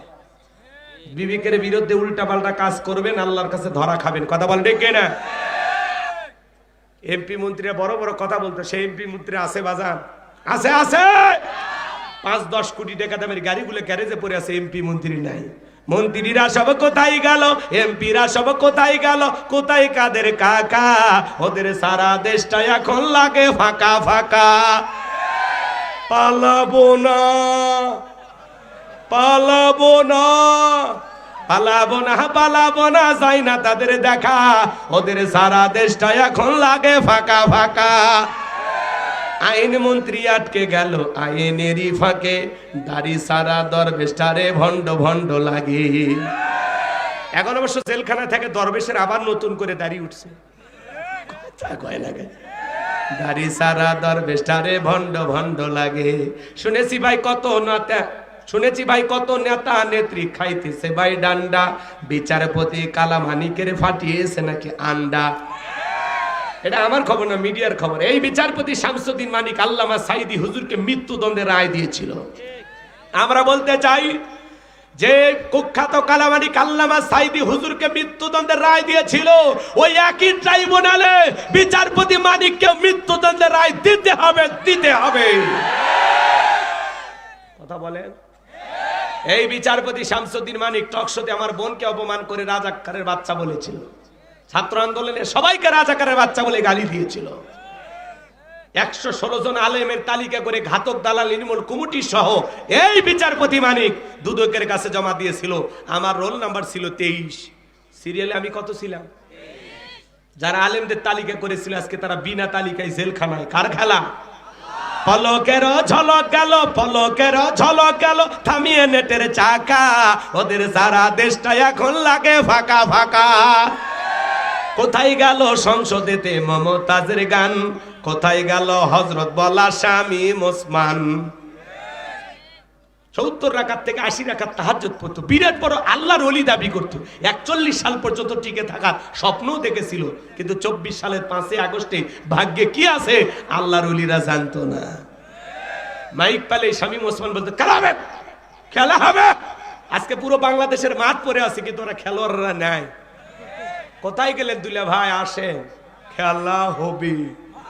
কতক্ষণ ঠিক কিনা? আমার ভাইয়েরা মন খারাপ করবেন না, কষ্ট মনের মধ্যে নেবেন না। যারা দেশটাকে লুটে পেটে খেয়েছে, দুর্নীতি করেছে বাদান, ওদের বিচার বাংলার জমিনে হওয়ার দরকার আছে না নাই? এই দুনিয়ার আদালতে টাকার কারণে ওরা হয়তো বাপ সারা পেতেও পারে, কিন্তু আল্লাহর আদালতে এই জনগণের প্রত্যেকটা টাকার হিসাব নেতাদেরকে দিতে হবে। চলেন সামনের দিকে যাই বাজান গো আমার। তাহলে এই সমাজে নিরাপত্তা আসবে সেই দিন, নামাজের বিল পার্লামেন্টে পাস হবে যেই দিন, সমস্ত মানুষ যখন নামাজি হয়ে যাবে, তখন সমাজে চুরি দুর্নীতি টেন্ডারভাবে চাঁদাবাজি খুন ধর্ষণ থাকবে না। আজকে পথে পথে নারীদের ধর্ষণের খবর পাওয়া যায়, গণধর্ষণের খবর পাওয়া যায়। স্বামীকে বেঁধে রেখে স্ত্রীকে ধর্ষণ করে, মাকে বেঁধে রেখে মেয়েকে ধর্ষণ করে। এই সমাজে ধর্ষণ বন্ধ হবে তখন, জিনা ব্যভিচার বন্ধ হবে তখন, আল্লাহর আইন দিয়া জিনাকারী নারী পুরুষের বিচার করা হবে যখন। একটা জিনাকার নারী পুরুষের বিচার আল্লাহর কোরআন দিয়ে যদি করা হয়, আর এই ভিডিও যদি সোশ্যাল মিডিয়াতে প্রচার করা হয়, জিনা করলে এই শাস্তি হবে। বিশ্বাস করেন বাজান, এই দেশের যুবকেরা ইফটিজিং করা দূরের কথা, নারী চোখে বাঁকা চোখে তাকানোর দূরের কথা, মাঝে মাঝে যুবকদের স্বপ্ন দোষ বন্ধ হয়ে যেত। কথা বলেন ঠিক কি না? আল্লাহর কোরআনের আইন ছাড়া এই জমিনের মানুষকে কন্ট্রোল করা যাবে না। এই জন্য আল্লাহ বলেন ফসল্লি লিরাব্বিকা ওয়ানহার, এক নাম্বার হলো রবির উদ্দেশ্যে সালাত। সালাত হবে একমাত্র কার জন্য? আরেকটু জোরে বলেন, কার জন্য? আল্লাহ তাআলাকে রাজি খুশি করার জন্য। কারা কারা 5 ওয়াক্ত সালাত মসজিদে গিয়ে জামাতের সহিত আদায় করবেন? দুইটা হাত তুলে আমার মালিককে একটা বার দেখান। আল্লাহ আমাদের সবাইকে 5 ওয়াক্ত নামাজি বানায় দেন। জোরে বলেন আমিন। আর একটু জোরে বলেন আমিন। হাত নামান। কষ্ট হয়? বিরক্ত হইছেন? তাহলে ফাসল্লি লিরাব্বিকা, রবের উদ্দেশ্যে সালাত, একমাত্র আল্লাহর জন্য সালাত আদায় করবেন, আল্লাহকে রাজি খুশি করার জন্য। ফাওয়াইলুল লিল মুসাল্লিন আল্লাযীনা হুম আন সালাতিহিম সাহুন। হতভাগা সে সমস্ত নামাজি, দুর্ভাগা যারা লোক দেখানোর জন্য সালাত আদায় করে। কথা বলেন না কেন? তো মানুষকে দেখানোর জন্য যেন সালাত না হয়। হঠাৎ করে বিয়ে বাড়িতে বেড়াতে গেছে, মসজিদে আজান হয়েছে, আল্লাহু আকবার আল্লাহু আকবার। বিয়ে তখন বলতেছে, বিয়ে আমি 3 বার হজ করছি, ট্রিপল হাজি, আমি জামাত ছাড়া নামাজ পড়ি না, আপনি থাকেন, আমি একটু নামাজে যাই। তখন ওই নতুন বিয়ে করছে, নতুন বিয়ের বাড়িতে আসলাম, বিয়ে নামাজে যাচ্ছে, আমি যদি না যাই মান সম্মান থাকে? তখন বিয়ে বলতেছে, বিয়ে আমি হজ করিনি, কিন্তু আমরাও পড়ি, আমরাও পড়ি। কথা কয় না কেন? মানে পরিস্থিতির শিকার হয়ে বাধ্য হয়ে নামাজ পড়ে। এগুলো কি দেখানো নামাজ? লোক দেখানো নামাজ। নতুন বিয়ে করলে জামাইরা কিন্তু 2-4 দিন হলে ওই মসজিদে যা নামাজ পড়ে। নতুন বিয়ে করলে কি হুজুর কথা ঠিক আছে না? নতুন জামাই, শাশুড়ি বলে, বাবা জামাই মসজিদে যাও, মুরব্বীদেরকে সালাম দাও, নামাজ কালাম পড়ো, মানুষ বলবে উমুকে একটা জামাই পাইছে নামাজি। তখন চিন্তা করে, শাশুড়ি যদি এই কথা বলছে, না শুনলে মুরগির রান দেবে, ওই জন্য মুরগির রান খাওয়ার জন্য না। ওই জন্য আমি আমার ওয়াজে অবশ্য বলি, সময় কম, কষ্ট হচ্ছে আপনাদের, ওইদিকে গেলাম। এই দেশের নামাজি আছে 5 রকমের, 5-এর, 7-এর, খাটের, ঠাটের, ভোটের। কথা কি বুঝছেন? কিছু বুঝলেন না। নিয়মিত যারা 5 ওয়াক্ত সালাত আদায় করে, নির্ভেজাল খাঁটি মুমিনেরা, নিয়মিত যারা 5 ওয়াক্ত সালাত আদায় করে, 7 দিন পরে পরে জুমার সালাত আদায় করে, যারা লাইফ সাপোর্টে বেঁচে থাকা মুসলমান তারা। কথা কয় না ভাই? কথা বুঝেন নাকি? 7 দিন পরে পরে কি পড়ে? জুমার নামাজ পড়ে। মসজিদের টাইসে বালু খোঁজে, হুজুর বেতনটা না হালাল করেন, ধুলে পড়ে আছে, খাচ্ছেন আর বয়লার মতো মোটা হচ্ছে। কথা কয় না? কি হুজুরের একা দায়িত্ব মসজিদের টাইসে ধুলে পরিষ্কার করা? এই ছেলে, হুজুরের ভুল না ধইরা নিজে মসজিদের টাইসে ধুলাটা পরিষ্কার করো, আল্লাহ তোমার অন্তরে ধুলা ময়লা থাকলে দূর করে দেবে। নবী আমার এক জায়গায় সালাত আদায় করলেন, পাশে নতুন কবর, মসজিদের সাথেই। সাহাবা ইকরামদেরকে ডেকে বলে, সাহাবীরা এই কবরে থাকা ব্যক্তি জান্নাতি। সুবহানাল্লাহ বলেন। সাহাবীরা জিজ্ঞাসা, হুজুর এই ব্যক্তি জান্নাতি, কি আমল করেছে আমরা একটু জানতে চাই। আল্লাহ রাসূল বলেন, এই ব্যক্তি নিয়মিত আল্লাহর ঘরটা ঝাড়ু দিত, পরিষ্কার পরিচ্ছন্ন রাখতো, এই আমলে খুশি হয় আল্লাহ তাকে জান্নাত দিয়েছে। মানুষ মরে গেলে জানাজার নামাজ পড়ে যারা খাটের মুসল্লি, তারা হঠাৎ করে মসজিদের মাইকে এলান হয় না, এই গ্রামের অমুক ব্যক্তি মারা গেছে, ইন্না লিল্লাহি ওয়া ইন্না ইলাইহি রাজিউন। ঘুম থেকে উঠে বলে, বউ কয়ে, হ্যাঁ ওই যে বাদশা গতকালকে তানোর বাজারে চা খেলাম, চায়ের বিল দিবে, দিল না। কয় ভাই আমি বিল দেই। ইস, সেই লোকটা মারা গেল, বেঁচে থাকলে আরো 10 দিন চায়ের বিল দিত। কথা হয় না? তাড়াতাড়ি পাঞ্জাবি ধুয়ে দিয়ে জানাজার নামাজে যাওয়া লাগতো।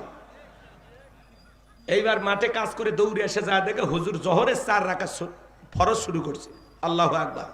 তখন চিন্তা করছে জোহরের 4 রাকাত যেহেতু শুরু হয়েছে এর পরেই তো জানাজা, তো যেহেতু জানাজা পড়তে আসছি তাহলে জোহরের 4 রাকাতও পড়ে নি। আল্লাহু আকবার।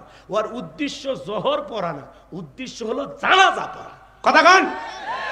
এরা হলো খাটের মুসল্লি। আর দুই ঈদে যারা ভাবসাব করে, মানে সেই রকম পাঞ্জাবি টাঞ্জাবি কিনে কয় দোস্ত কেমন লাগতেছে, বউ কয় বউ কেমন লাগে দেখো তো শোনা।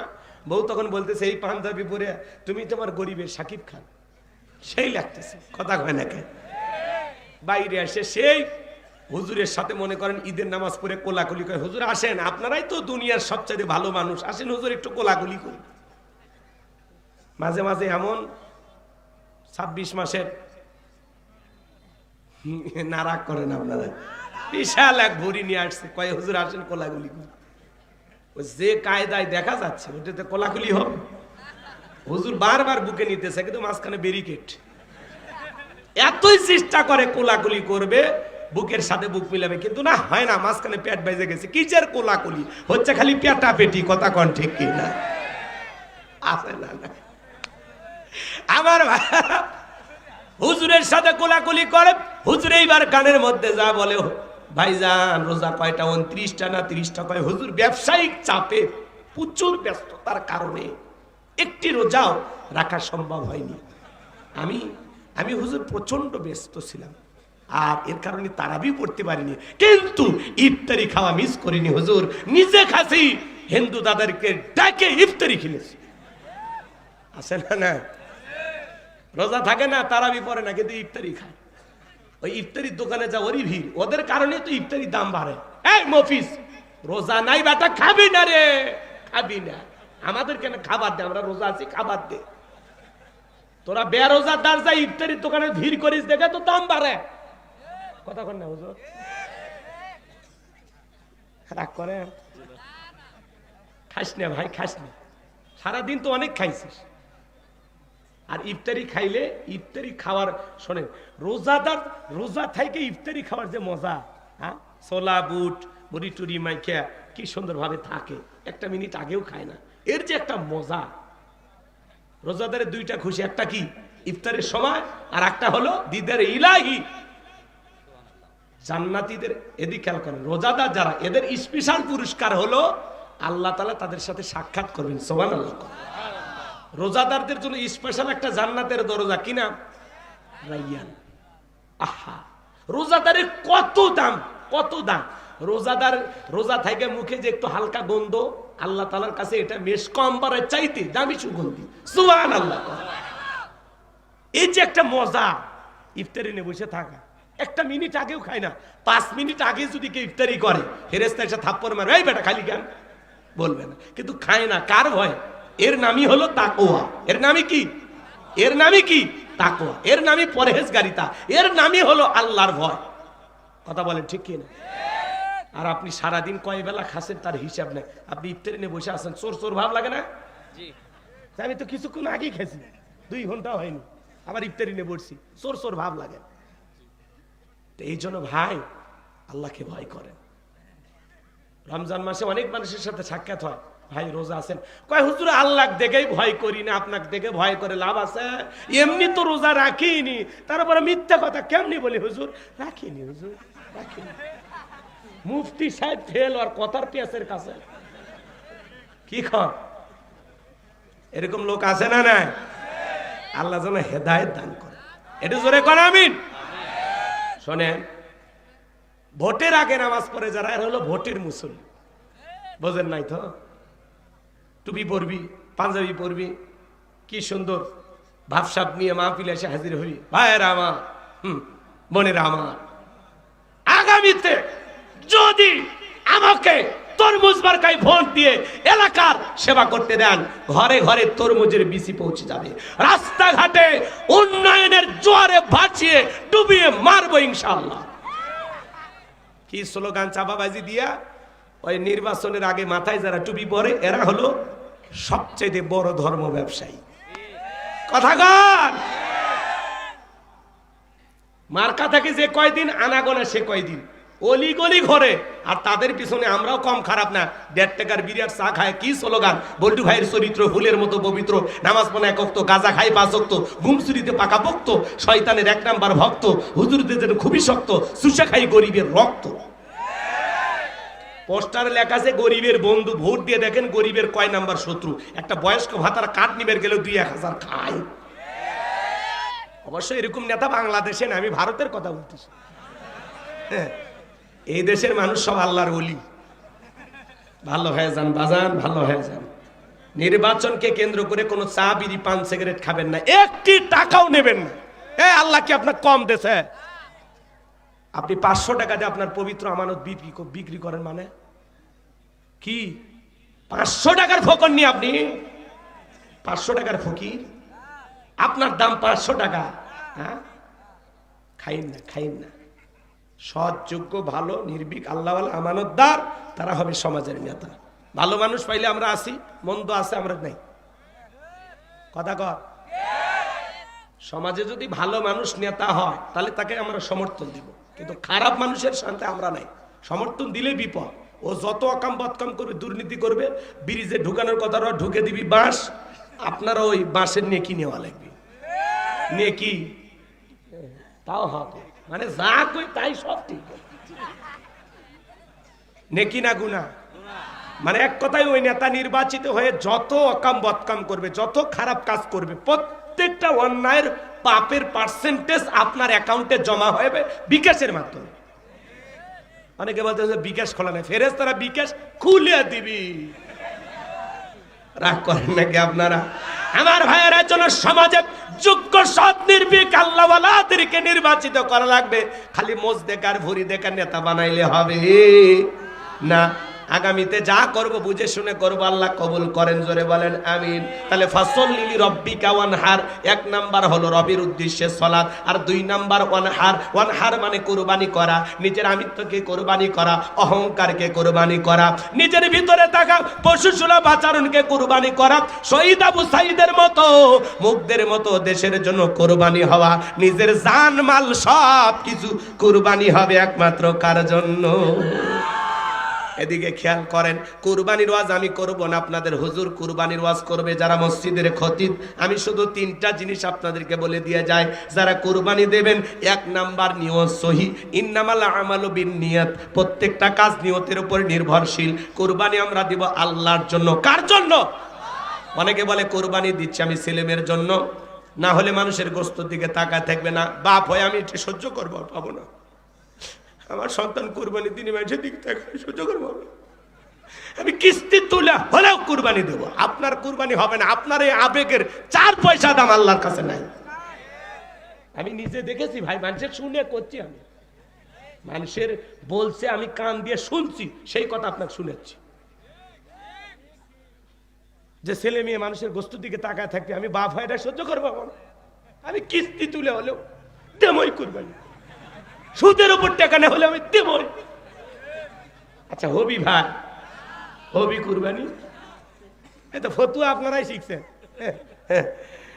জামাই বাড়িতে গোশত না পাঠালে মেয়ের মান সম্মান থাকবি না। আমি গরিব হতে পারি, কিন্তু মান সম্মান যা এমন কাজ করবো না, কিস্তি তুলে দেব, কিস্তি তুলে কুরবানি হবে।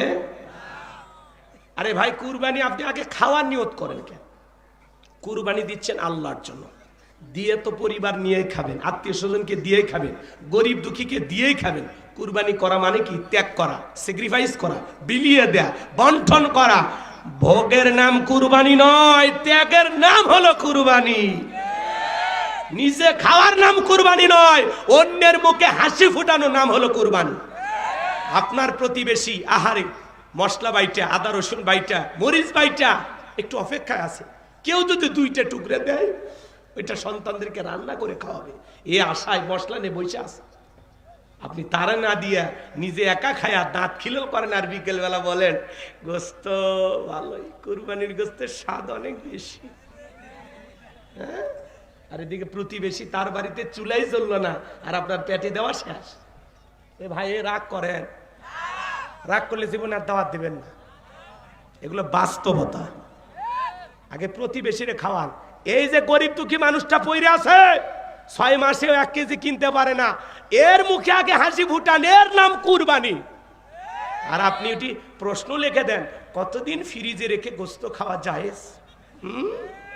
খালি ফ্রিজে ঢুকানো ধান্দা, কথা কন না কে? এই কুরবানির গোস্ত পরের কুরবানি পর্যন্ত নিয়ে যায় খায়। আত্মীয় খাইতে দিছে, আত্মীয় বলতেছে ভাই গোস্ত শক্ত শক্ত লাগতেছে কেন? কয় কুরবানির গোস্ত ফ্রিজে ছিল তো। ওরে বাবা, আছে না নাই? কুরবানি একমাত্র কার জন্য? মনে থাকবে তো ইনশাল্লাহ। 2 নাম্বার, ইনকামটা বৈধ হওয়া লাগবে, হালাল উপার্জনের টাকা দিয়ে কুরবানি দেওয়া লাগবে। সুদের টাকা ঘুষের টাকা দিয়া কুরবানি দিলে হবে? আল্লাহ পবিত্র, তিনি পবিত্র বস্তুকে ভালোবাসেন। আর 3 নাম্বার, ফাসল্লিলি রব্বিকা ওয়ানহার, আগে রবের উদ্দেশ্যে সালাত আদায় করো, তারপরে রবের জন্য কুরবানি করো। আগে নামাজ, তারপরে কুরবানি। নামাজি হয়ে কুরবানি দিতে হবে। কি হুজুর, কথা ঠিক আছে না? আপনি সকাল 9টায় দড়ি ধরে বসে আছেন, ফজরও নাই, ঈদের নামাজও না, আপনি কুরবানি দিচ্ছেন, আপনার পিকনিক খাওয়া হবে। কি খাওয়াবে? পিকনিক। পিকনিক ওটা খালি গোস্ত খাওয়া হবে, কিন্তু আল্লাহর কাছে ওই কুরবানি কবুল হবে? তাহলে আমরা কুরবানি দেব কার জন্য বলেন? আল্লাহ কি বলেন? ওয়ালা কিয়ানালুহু তাকওয়া মিনকুম। আল্লাহ বলে বান্দা আমি দেখি তোর অন্তরের ডাক, তোর অন্তরে তাকওয়াটা দেখি, তোর অন্তরে যেই খবর আছে আমি আল্লাহ ওইটা কবুল করব। আপনি যদি 10,000 টাকার একটা ভেড়াও দেন, 20,000 একটা ছাগলও দেন, ওই ছাগল ভেড়ার রক্ত জমিনে পড়ার আগেই মালিকের কাছে কবুল হয়ে যাবে, যদি এই 3টা জিনিস ঠিক থাকে। নিয়ত সহি, টাকা হালাল, নামাজি হয়ে কুরবানি দেব ইনশাআল্লাহ। আল্লাহ কবুল করেন, জোরে বলেন আমিন। ইন্না শানিয়াকা হুয়াল আবতার। আল্লাহু আকবার। আরো জোরে বলেন আল্লাহু আকবার। আমার আল্লাহ ডেকে বলে, নবী যারা আপনাকে লেসকারানির বংশ বলে, নবী আপনি মন খারাপ করবেন না, কষ্ট মনের মধ্যে নেবেন না গো নবী। ও নবী আপনি কষ্ট মনের মধ্যে নেবেন না, আমি আল্লাহ তাআলা আপনার ছেলে সন্তানগুলোকে শিশুকালে উঠিয়ে নিয়েছি। ও নবী এই জন্য আপনি মন খারাপ করবেন না। যারা আপনাকে লেসকারানির বংশ বলে, ওই উতবা সাহিবা, ওদের বংশে বাতি জ্বালানো কেউ থাকবে না। নবী গো আপনার ছেলে সন্তানগুলোকে আমি আল্লাহ নিয়েছি এই পৃথিবীর জমিনে আপনাকে মহাব্বত করা, আপনাকে ভালোবাসার কোটি কোটি রুহানির সন্তান আমি পাঠাবো, যারা আপনার জন্য জীবন দিতে প্রস্তুত থাকবে। বলুন আল্লাহু আকবার। আমরা নবীজি রুহানির সন্তান, তাম পৃথিবীতে 700 কোটির উপরে মানুষ, এর মধ্যে 200 কোটি মুসলমান, আমরা হলাম সবাই নবীজি রুহানি সন্তান। নবীজির অপমানে যদি না কাঁদে তোমার মন, মুসলিম নয় তুমি মুনাফিক, নবীজির দুশমন। আল্লাহু আকবার। এদিকে দিয়ে খেয়াল করেন, ফ্রান্সের লোকেরা নবীজির কার্টুন প্রদর্শন করে, দেয়ালে দেয়ালে কার্টুন টাঙায়, নবীর নাকটা বেঁকা করে দিয়া কার্টুন বানাইছে, নাকটা বেঁকা, মুখে কয়েকটা দাড়ি লাগা, বলে ইনি মোহাম্মদ। জোরে কন্যা উজুবিল্লাহ। আমার নবী কি দেখতে কার্টুনের মতো? এই পৃথিবীর সবচাইতে সুন্দর মানুষটির নাম মুহাম্মদ রাসূলুল্লাহ সাল্লাল্লাহু আলাইহি ওয়াসাল্লাম, যে নবীর চরিত্রের সার্টিফিকেট আল্লাহ দিয়ে বলেন ওয়া ইন্নাকা লাআলা খুলুকিন আযীম। ওয়া ইন্নাকা লাআলা খুলুকিন আযীম। নবী হলেন পুত পবিত্র মহান চরিত্রের অধিকারী। সুবহানাল্লাহ বলেন। আযীম আরবিতে এমন একটি শব্দ যার গভীরতা মাপা যাবে না। আটলান্টিক মহাসমুদ্রে দাঁড়িয়ে কেউ যদি চামচ দিয়ে পানি ছেঁচা শুরু করে, বলবেন লোকটা পাগল। কোনো না কোনো দিন হয়তো বা আটলান্টিক মহাসমুদ্রে পানি শুকানো সম্ভব হলে হতেও পারে, কিন্তু নবীজির চরিত্র নিয়ে আলোচনা করে শেষ করা যাবে না। এটা একটা মহাসমুদ্র যার কোনো কুল কিনারা নাই। বলুন সুবহানাল্লাহ। যে নবী 63 বছরের জিন্দেগিতে একটি মিথ্যা কথা বলেননি। সুবহানাল্লাহ বলেন। এমন বিশ্ব রেকর্ড পৃথিবীর আর কোন নেতার আছে? জীবনে কখনো তুমি মিথ্যে বলনি, তাই তো তোমায় পেতে কাঁদে এই ধরনী। জীবনে কখনো তুমি মিথ্যে বলনি, তাই তো তোমায় পেতে কাঁদে এই ধরনী। জোরে বলেন মারহাবা। যে নবী 63 বছরের জিন্দেগিতে একটি মিথ্যা কথা বলেননি, সেই নবী হলেন তোমার আমার আদর্শ মডেল, সেই নবীকে নেতা মানতে রাজি আছো তো ইনশাল্লাহ? যুবক, মেসিকে মহাব্বত করে 10 নম্বর জার্সি পরলা, মেসির মতো চুলের কাটিং করলা, মনে রাখবা তোমার আমার আদর্শ মডেল মেসি হতে পারে না, নেইমার হতে পারে না, তোমার আমার মডেল লাকাদ কানা লাকুম ফি রাসূলিল্লাহি উসওয়াতুন হাসানা। আল্লাহ বলেন তোমাদের রাসূলের ভিতরে আছে তোমাদের জন্য উত্তম আদর্শ। সুবহানাল্লাহ। কর রসুল হলেন আমাদের মডেল, রসুল হলেন আমাদের আদর্শ। মেসিকে মহাব্বত করলে মেসি খ্রিস্টান, মেসি জাহান্নামে যাবে, তোমাকেও জাহান্নামে নিয়ে যাবে। তাহলে মহাব্বত কার, মেসির না মুহাম্মাদের? মনে থাকবে? রাগ করো। নবীকে গালি দিয়েছিল ওলীদ বিন মুগীরা, অকাত্য ভাষায় নবীকে গালি দেয়। আল্লাহ আয়াত নাজিল করে বলেন উতুল্লিম বাদা যালিকা জানিম। নবী গো, এই ওলীদ বিন মুগীরা হলো পিতৃ পরিচয়হীন জারর সন্তান, এর জন্মের ঠিক নাই, একটা বাস্টার্ড। আল্লাহু আকবার বল। ওলীদ বিন মুগীরা কি হলো? জারর সন্তান। এইবার ওলীদ বিন মুগীরা বলে নবী এত বড় কথা আমার জন্মের ঠিক না, আপনি থাকেন আমি বাড়িতে যাই। ছেলেটা বৈধ না বৈধ জানে কে? ফ্যাক্টরির মালিক, তার মানে তার মা। এইবার দৌড়ে চলে গেল বাড়িতে, যা বলে মা আমারে নবী মুহাম্মদ সাল্লাল্লাহু আলাইহি ওয়াসাল্লাম বলেছেন উতুল্লিম বাদা যালিকা জানিম, আমি নাকি পিতৃ পরিচয়হীন জারর সন্তান, আমার নাকি জন্মের ঠিক নাই। ওলীদ বিন মুগীরার মায়ের নাম ছিল ঝর্ণা। বলে মা করবি না কোনো তালবাহানা, যা বলবি সত্য বলবি। ওলীদ বিন মুগীরার মা মনে মনে ভাবে এই গোপন তত্ত্ব নবী জানলো কেমনে? নবী তো জানতেন না, নবীকে জানিয়ে দিয়েছেন তিনি কে? ভাই নবীর কথাটা শেষ ফিনিশিং দিয়ে যায়, খারাপ লাগে? শোনেন ভাইজান আমার, ওলীদ বিন মুগীরার মা বলতেছে বাবা আমারও বয়স হয়ে গেছে, এক পা কবরে চলে গেছে, মিথ্যা আমি বলবো না। তোর বাবা ব্যবসা বাণিজ্যের কাজে এতটাই ব্যস্ত থাকতো, তোর বাবা ব্যবসা চালে টাকা ছেলে, কিন্তু তোর মায়ের মন বোঝে না। সে যে কেন আসে না কিছু ভালো লাগে না, এবার আসুক, তারে আমি মজা দেখাবো। এলাকায় দেখবেন ভাইরা যদি দেশের বাইরে যায়, বিভিন্ন এলাকায় যায়, ছোট ছোট দেবরাও যায়, ভাবির দরজায় স্লোগান দেয়, ভাবি ভাইয়া তোমার বর, আমি যে দেবর, ভেবে দেখো ভাবি কার কত দাবি, ভাই গাছে মারলো সে, আমরা তো দেশে আসি। আসে না নাই? সুযোগ পাইলেই ভাবির ঘরে ঢুকে বলে ভাবি আপনার যে চেহারা দেখে মনেই হয় না যে আপনি 2 বাচ্চার মা। আছে না নাই? এরকম বদমাইশ আছে না নাই? ভাবি যদি নেককার হইতো, আল্লাহ ওয়ালা হইতো, ডেকে বলতো কুল্লিল মুমিনিনা গুদ্দুনা মিন আবসারিহিম। আল্লাহ বলেন মুমিন পুরুষের দৃষ্টি থাকবে নিচের দিকে। দেবরে আমাকে দেখার অধিকার তোর ভাইয়ের আছে, তোর জন্য আমাকে দেখা জায়েজ নাই, ঘর থেকে বের হয়ে যা। কিন্তু ভাবির অন্তরে আল্লাহর ভয় আসে নাই। এজন্য মা বোন যারা ওয়াজ শুনতেছেন, মা 2টা পুরুষ হইতে দূরে থাকবেন, একটা দেবর আর একটা দুলা ভাই, এরা হলো মৃত্যু তুল্য, বিষাক্ত সাপের চাইতেও ভয়ঙ্কর। কথা কয় না? কথা কয় না? এই সমাজে সবচাইতে মা বোনেরা জুলুম আর নির্যাতনের শিকার হয় 2টা পুরুষের দ্বারা, কিন্তু মুখ খুলে বলতে পারে না। মাঝে মাঝে শোনেন না, ভাইকে নিয়ে এদিক, দেবরকে নিয়ে ভাবি উধাও, মামির সাথে ভাগিনের না খবর নাই, কথা কন রাগ করে, এরকম আছে না? এর পিছনে কি কারণ জানেন? এই যে মোবাইল, এই মোবাইল যুব সমাজের চরিত্র নষ্ট করছে, তরুণ তরুণীদের সবচাইতে মিসগাইড করেছে, ভুল পথে পরিচালিত করেছে, বিপদগামী করেছে। যেই জিনিসটা তার নাম হলো মোবাইল। মোবাইলের ওজন কম, কিন্তু মোবাইলের মাধ্যমে পাপের ওজনটা অনেক বেশি। 24টা ঘন্টায় মোবাইলের মাধ্যমে পাপ, ওপেন প্ল্যাটফর্ম, যা ইচ্ছা তাই দেখা যায়। গভীর রাত্রে কেউ নাই পাশে, মা বাবার চোখকে ফাঁকি দিয়ে একা একা কম্বলের ভিতরে ঢুকে, ল্যাপের ভিতরে ঢুকে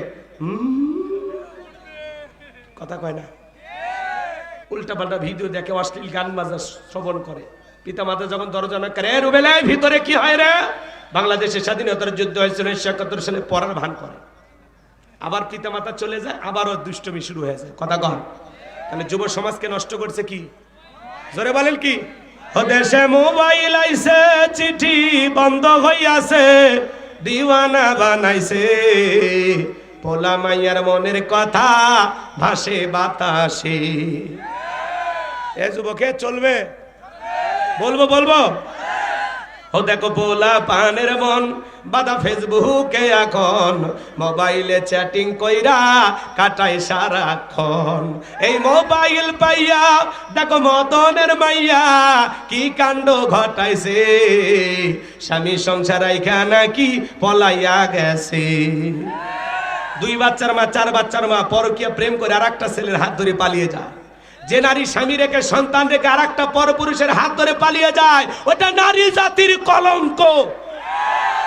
কেমনে পারো মা, কেমনে পারো বোন, স্বামী রেখে সন্তান রেখে আর একটা ছেলের হাত ধরতে কেমনে পারো? মাঝে মাঝে মিডিয়াতে নিউজ প্রচার হয় বিবাহের দাবিতে বরিশালের মেয়ে রাজশাহী। কেন মা? এই গ্রামের বলটু কি করছে, শেষ। আমি কি আর বলবো? বুঝে নেন আপনারা, এত কথা বলা যায়? বিবাহের দাবিতে মাঝে মাঝে বিভিন্ন মহিলারা বিভিন্ন এলাকায় যা আন্দোলন করতেছে। যে মা বোনেরা এরকম করেন, আপনাদের লজ্জা শরম নাই তো? লজ্জা শরম থাকলে এগুলো করতেন? কথা কয় না কে? কোনো ছেলে তো যায় না, তোমরা কেন আসো? তার মানে ভেজাল আছে। আর শুধু মেয়েদের দোষ দিয়ে লাভ নাই, এক হাতে তালি বাজে, পুরুষের দোষ আছে না নাই? এই ছেলে, এই যুবক, তোমাদেরকে বলছি, তোমার স্ত্রীর সাথে যদি কেউ পরকীয়া প্রেম করে মাইনা নেবা? তোমার বোনের সাথে, তোমার মায়ের সাথে? তো তাহলে যেই মেয়ের সাথে তুমি পরকীয়া প্রেম করো, ওইটা কারো না কারো স্ত্রী, কারো না কারো মেয়ে, কারো না কারো মা।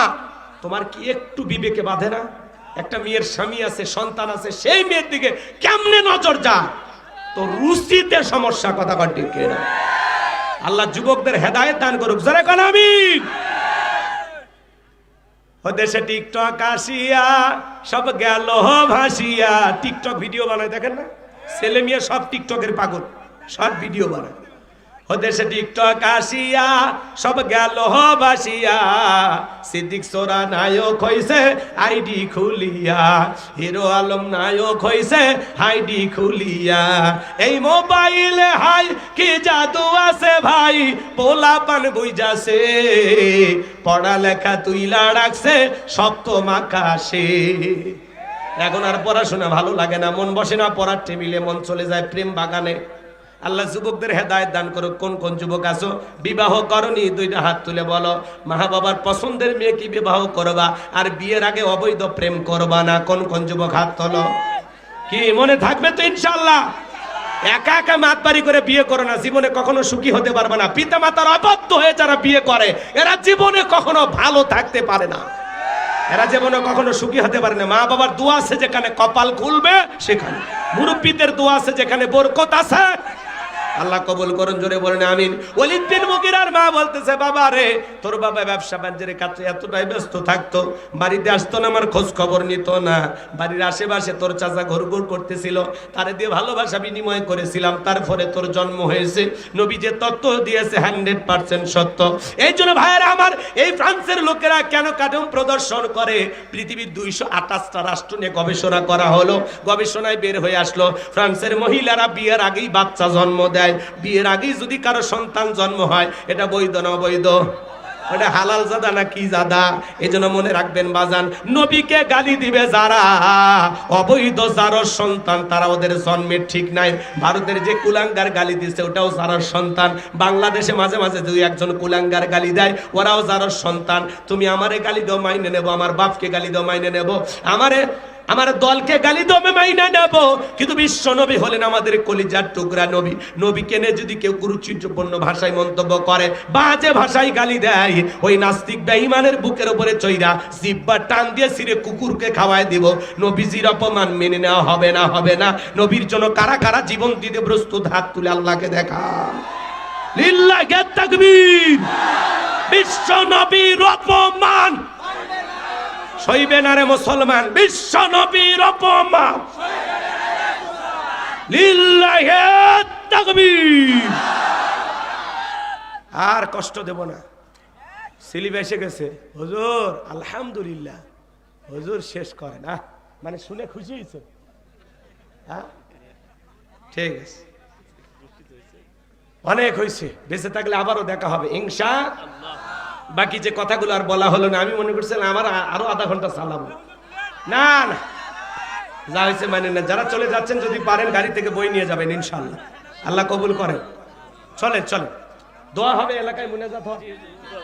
তাহলে সকলে দরুদ ইব্রাহিম পড়ুন। আল্লাহুম্মা সাল্লি আলা মুহাম্মাদ ওয়া আলা আলি মুহাম্মাদ কামা সাল্লাইতা আলা ইব্রাহিম ওয়া আলা আলি ইব্রাহিম ইন্নাকা হামিদুম মাজিদ। আল্লাহুম্মা বারিক আলা মুহাম্মাদ ওয়া আলা আলি মুহাম্মাদ কামা বারাকতা আলা ইব্রাহিম ওয়া আলা আলি ইব্রাহিম ইন্নাকা হামিদুম মাজিদ। যারা বই নেবেন গাড়িতে গেলে পাবেন, মা বরণ নিতে পারেন। আল্লাহুম্মা আমিন। রব্বানা যালামনা আনফুসানা ওয়া ইল্লাম তাগফির লানা ওয়া তারহামনা লানাকুনান্না মিনাল খাসিরিন।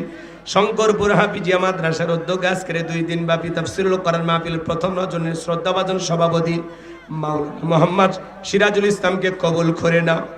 মাওলানা মোহাম্মদ আব্দুল আল মামুনকে কবুল করে নাও। প্রধান অতিথি জনাব আলহাজ মোহাম্মদ জাফর ইকবালকে তুমি কবুল করো। বিশেষ অতিথি জনাব আবুল হায়াত শামসুদ্দিন মন্ডল তোফাজ্জল হোসেনকে আল্লাহ কবুল করে নাও। রব্বুল আলামিন মাগরিব থেকে পর্যন্ত যত ওলামা ইকরাম কথা বলেছেন আল্লাহ কবুল করেন। আগামী কালকের মাহফিলকে আপনি কবুল করেন। আমরা যারা হাত তুলে দিয়েছি অনেকের মা নাই বাবা নাই, ইতিম বানায় কবরে চলে গেছে। জনম দুঃখিনী মা বাবার কবরে আর সবটুকু পৌঁছায় দাও। মা বাবার কবর জান্নাতের বাগান বানায় দাও। রব্বির হামহুমা কামা রব্বায়ানি সগীরা রব্বির হামহুমা কামা রব্বায়ানি সগীরা। পিতামাতা যাদের বেঁচে আছে হায়াত বাড়ায় দাও। পিতামাতার খেদমত করে তাদের মুখে হাসি ফোটায় জান্নাত অর্জন করার তৌফিক দিয়ে দাও রব্বুল আলামিন। এই গ্রামে যত মানুষ মাটির নিচে শায়িত আল্লাহ সমস্ত কবরবাসীর কবরে আযাবগুলো মাফ করে দাও। কবরগুলো জান্নাতের বাগান বানায় দাও। আজকের মাহফিলে নগদে বাকিতে যত মানুষ টাকা পয়সা দিয়েছে আল্লাহ সকলের দানগুলো কবুল আর মঞ্জুর করে নাও। এ দানে আসলে কোটি কোটি কোটি টাকার মালিক বানায় দাও। দুনিয়া আখিরাতে ইজ্জত সম্মান বাড়ায় দাও আল্লাহ। হাজার নারী পুরুষ ছুটে এসেছে আল্লাহ সবাই